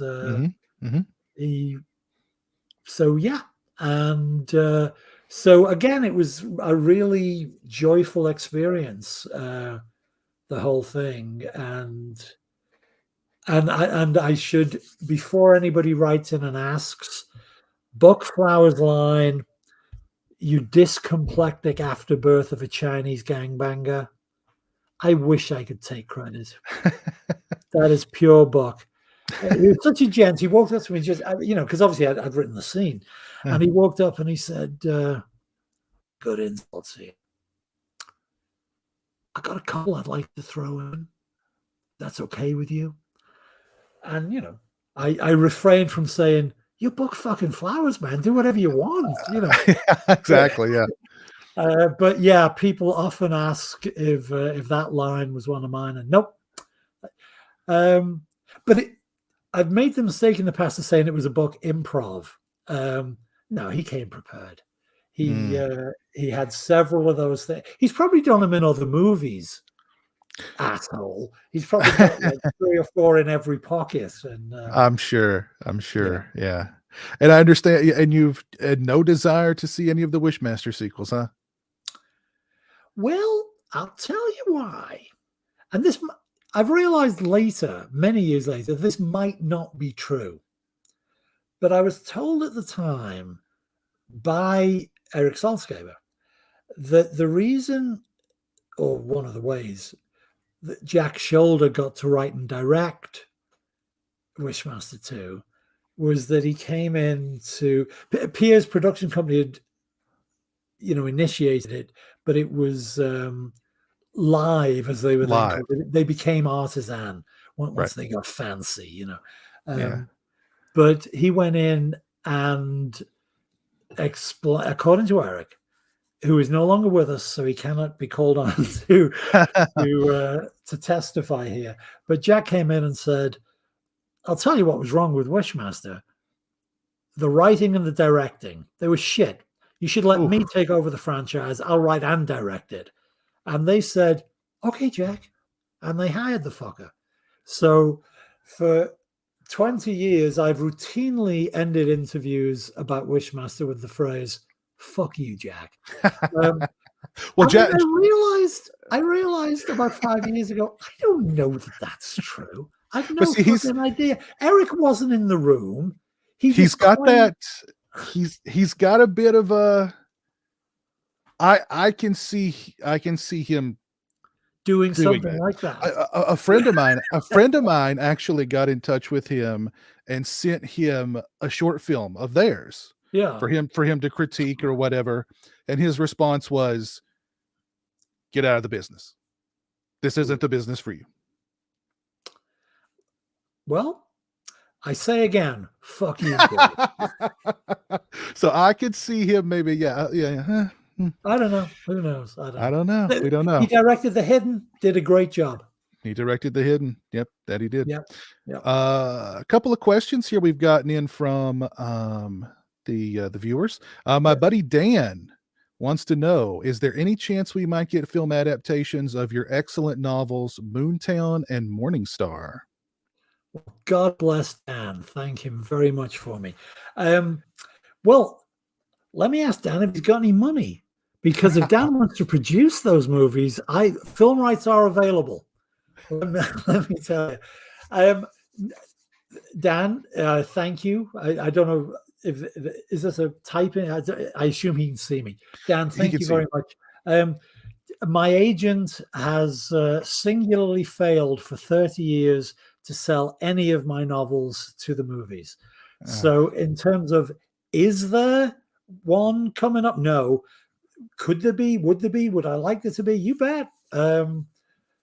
So never say never. Dan, get in touch with Tony. I'm sorry, Dan, get in touch with Peter and make him an offer. Right? Yeah, just option him. Yeah, make him an offer. No, I'm not. Dan does not have to do anything of the kind. But I mean, he's very kind to express an interest. And the weird thing is, for a long time, I did run them as parallel careers. And although technically, I would say to my agent, try and sell them. We didn't really make a concerted effort. I was a very fortunate guy in this, and I'm sure you and Dan and a lot of people know that you can make a living as a screenwriter without necessarily getting produced all the time. So although when was Hellbound? 88. So in the almost 20 years that I was a working screenwriter, I only had five features produced and 3 teleplays, but I worked a lot. So, I really can't complain. And I had a lot of assigned paper. You know how it works. You either write a spec where you don't get paid, but you hope you make the big bucks by selling it, which I never really took a risk on. I never really spec. A couple of times I did. Or your agent finds you assignments. And I wrote a movie for Errol Morris that never got made. I wrote a movie for Michael Phillips that never got made. But these again were sort of good experiences, and they allowed me to make the fiction, no matter how kind Dan is about it. I would not have been able to make a living as a writer for those 20 years. The screenwriting and the assignments, as I said earlier, they were B pictures. I didn't make a fortune like that other guy we mentioned earlier, but I did make a living. And it was primarily thanks to screenwriting assignments. So how does that answer Dan's question? It doesn't. I sort of thought of them as there was like separate tracks. There was obviously it's really pretentiously reductionist to say screenwriting was just my day job. But I did used to make that joke. And in a way, I did sort of think of it as, there's the screenwriting, the work I do, and there's the books. So maybe now that I've been aged out of the industry, I'll try and concentrate on actually selling the film rights to the books. Let some other bastard do the adaptation. I'll just... Yeah. But thank you for the question, Dan. And I will definitely keep you posted should it ever happen. Believe me, it'll be all over my social media. My buddy Nico asks, Mr. Atkins, loved your Inner Sanctum commentary track. Any chance you'll be doing more commentary / conversations on classic 30s, 40s horror films? Well, thank you very much, Nick. I didn't know anybody'd seen them. I've done once. Obviously, I've done commentary on my own stuff. But my friend Courtney Joyner, who again is a guy who can write movies and write fiction, he works with Daniel Griffith at Ballyhoo, who are a production company that make a lot of the extras and documentaries for box sets. And Courtney and Daniel were kind enough they brought me in first. I was a talking head on the anniversary of American Werewolf in London. Daniel did a documentary on I'm guessing about the history of werewolf pictures, but I can't quite remember. But I was in there mouthing off.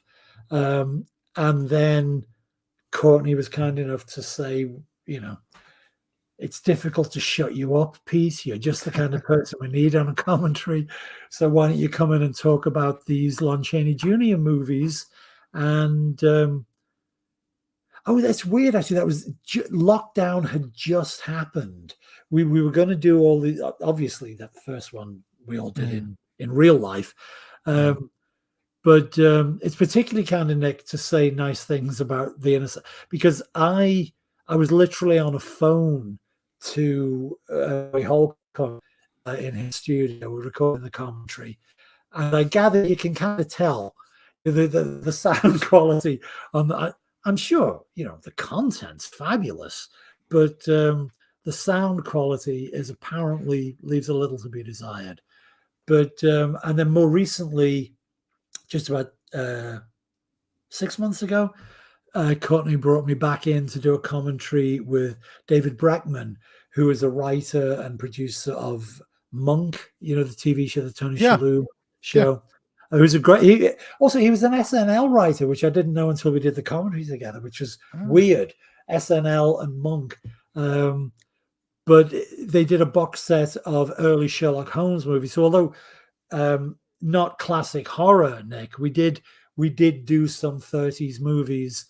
David and I did Study in Scarlet, the 1933 version with Anna May Wong, and people who know more about that stuff than I did the other ones. But so I'm on that. I very much enjoy doing them. And Courtney and Daniel have been kind enough to imply that they might well bring me back to do more, but nothing on the pipeline right now. But now that the mask mandates are down, actually we did the Sherlock Holmes live. David and I showed each other our vaccination cards and then said, fine, fuck it. You just get a better vibe if you're both in the studio talking into the same mic. Not that we're not getting a vibe here. This is working great, but if well, apart from anything else, because you're literally watching the same movie at the same time. And the weird thing about doing the one on the phone is Courtney and I realized we were like 30 seconds out. Yeah. We're like, what do you mean he killed that? It has to, oh yeah, right. So yes, I'm very open to doing that, and thank you, Nick, for enjoying it. Again, watch my social media because I'll certainly shout about it if it happens. Ed Martinez says that he has unpublished. Ed is in the chat. He says he has unpublished video of Valentina Vargas, and they did some interviews, including an interview with Adam Scott from the set of Hellraiser Bloodline. Really? Wait, no, Ed has them personally, has the footage himself? That's what he says. Okay. Well, if Ed says it, then I believe it. But put Nina on. Let's ask Nina if Ed's drunk. Nina is Ed's wife. Actually, she's been commenting for Ed for a while, so that may be the case. Okay. Well, then I think Ed and Nina should upload those things to the well, Ed and Nina are both like, consulting producers now on the Clive Barker podcast. So I mean, unless you would like them to upload to your show, I don't want to plug the competition. Bloodstream should get first dibs, but no, I think Nina and Ed are part of Ryan and Jose and Rob's Clive Barker podcast, and if you've got I assume nobody's going to sue you. And if they do, take the footage down, Ed. Yeah, there you go. Better, what's the saying? Better to do it and apologize than seek permission. Exactly. Yeah, I would love to see that footage. I think that would be really cool. Depends how late in production it was, because of course everybody, well, like your story about Adam Scott and his name. If the interviews were late in the production, I think by then, even the actors had realized this thing is going to shit. Yeah. So it would be interesting if Valentina is like full of, I'm working on a movie and I'm going to be a monster, or if it's like late and it's like, my agent, I'm gonna fucking kill them. So I don't know, but I'd be fascinated in seeing that. And hi Ed, hi Nina, great to know you there.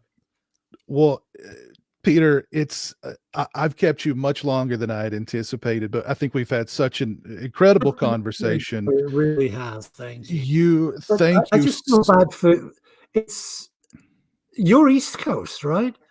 Correct. So what is it? Midnight? It's 12.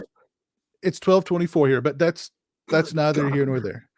I've had such hungry. I will go and eat something, but I've had an absolute blast. I know everybody watching has had an absolute blast. I just want to thank you so much for taking the time out and for sharing these stories with us. Some of them I'm sure you've shared before on countless podcasts and interviews. I tried to mix it up and tried to ask you things. You were great. You were great. No, inevitably those things are going to come up, and I always give those little caveats of like, sorry, but but as somebody else once said to me, somebody's hearing the story for the first time. So you can't not tell the story, you know. So. Right. But no, it's been terrific. It's been a really you're good at this. You know, this is it's been a fun conversation. Thank you very much. Well, thank you very much for all your time, and it's been absolutely stupendous. One last thing. Yeah. Any words of encouragement for aspiring screenwriters or authors out there? Oh. Yeah, you just got to do it. I mean, I was going to make a joke and say, no, pick something sane. Listen, it's risky. You know, it's doors will open and doors will close, but there's not that many doors. Although I will say this, one huge advantage for people who, like, when I was 19, 20, when we were doing Dog Company, you know, cheap theater, we made a couple of movies, but, you know, it was a black and white 16mm camera. We had to get an Arts Council grant. Like, technology has democratized the filmmaking process incredibly since then. So if you're specifically talking about the movies, I would say, you know, in a way, the world's your oyster now, because you can make stuff that looks good and you can get it up there, and maybe you have to get it up there for free. Maybe you're just going to post stuff to YouTube at first, but everything can be a calling card. If you're talking about writing, you know, prose fiction, being an author, in some ways, the same argument applies. The democratization of technology means you can publish yourself tomorrow, and you can publish yourself in a very professional looking way tomorrow, because there are people out there who will design you a nice cover, and KDP is waiting to upload your book to thousands of people on Amazon. And at the risk of sounding like a grumpy old man, I would urge you to not immediately take advantage of the democratization of technology. Take a little time to learn your craft. Like, run it by your friends, because for me, for you, for everybody, your first pass isn't as good as you think it is. Might be a diamond in the rough, little polish. It might be a masterpiece.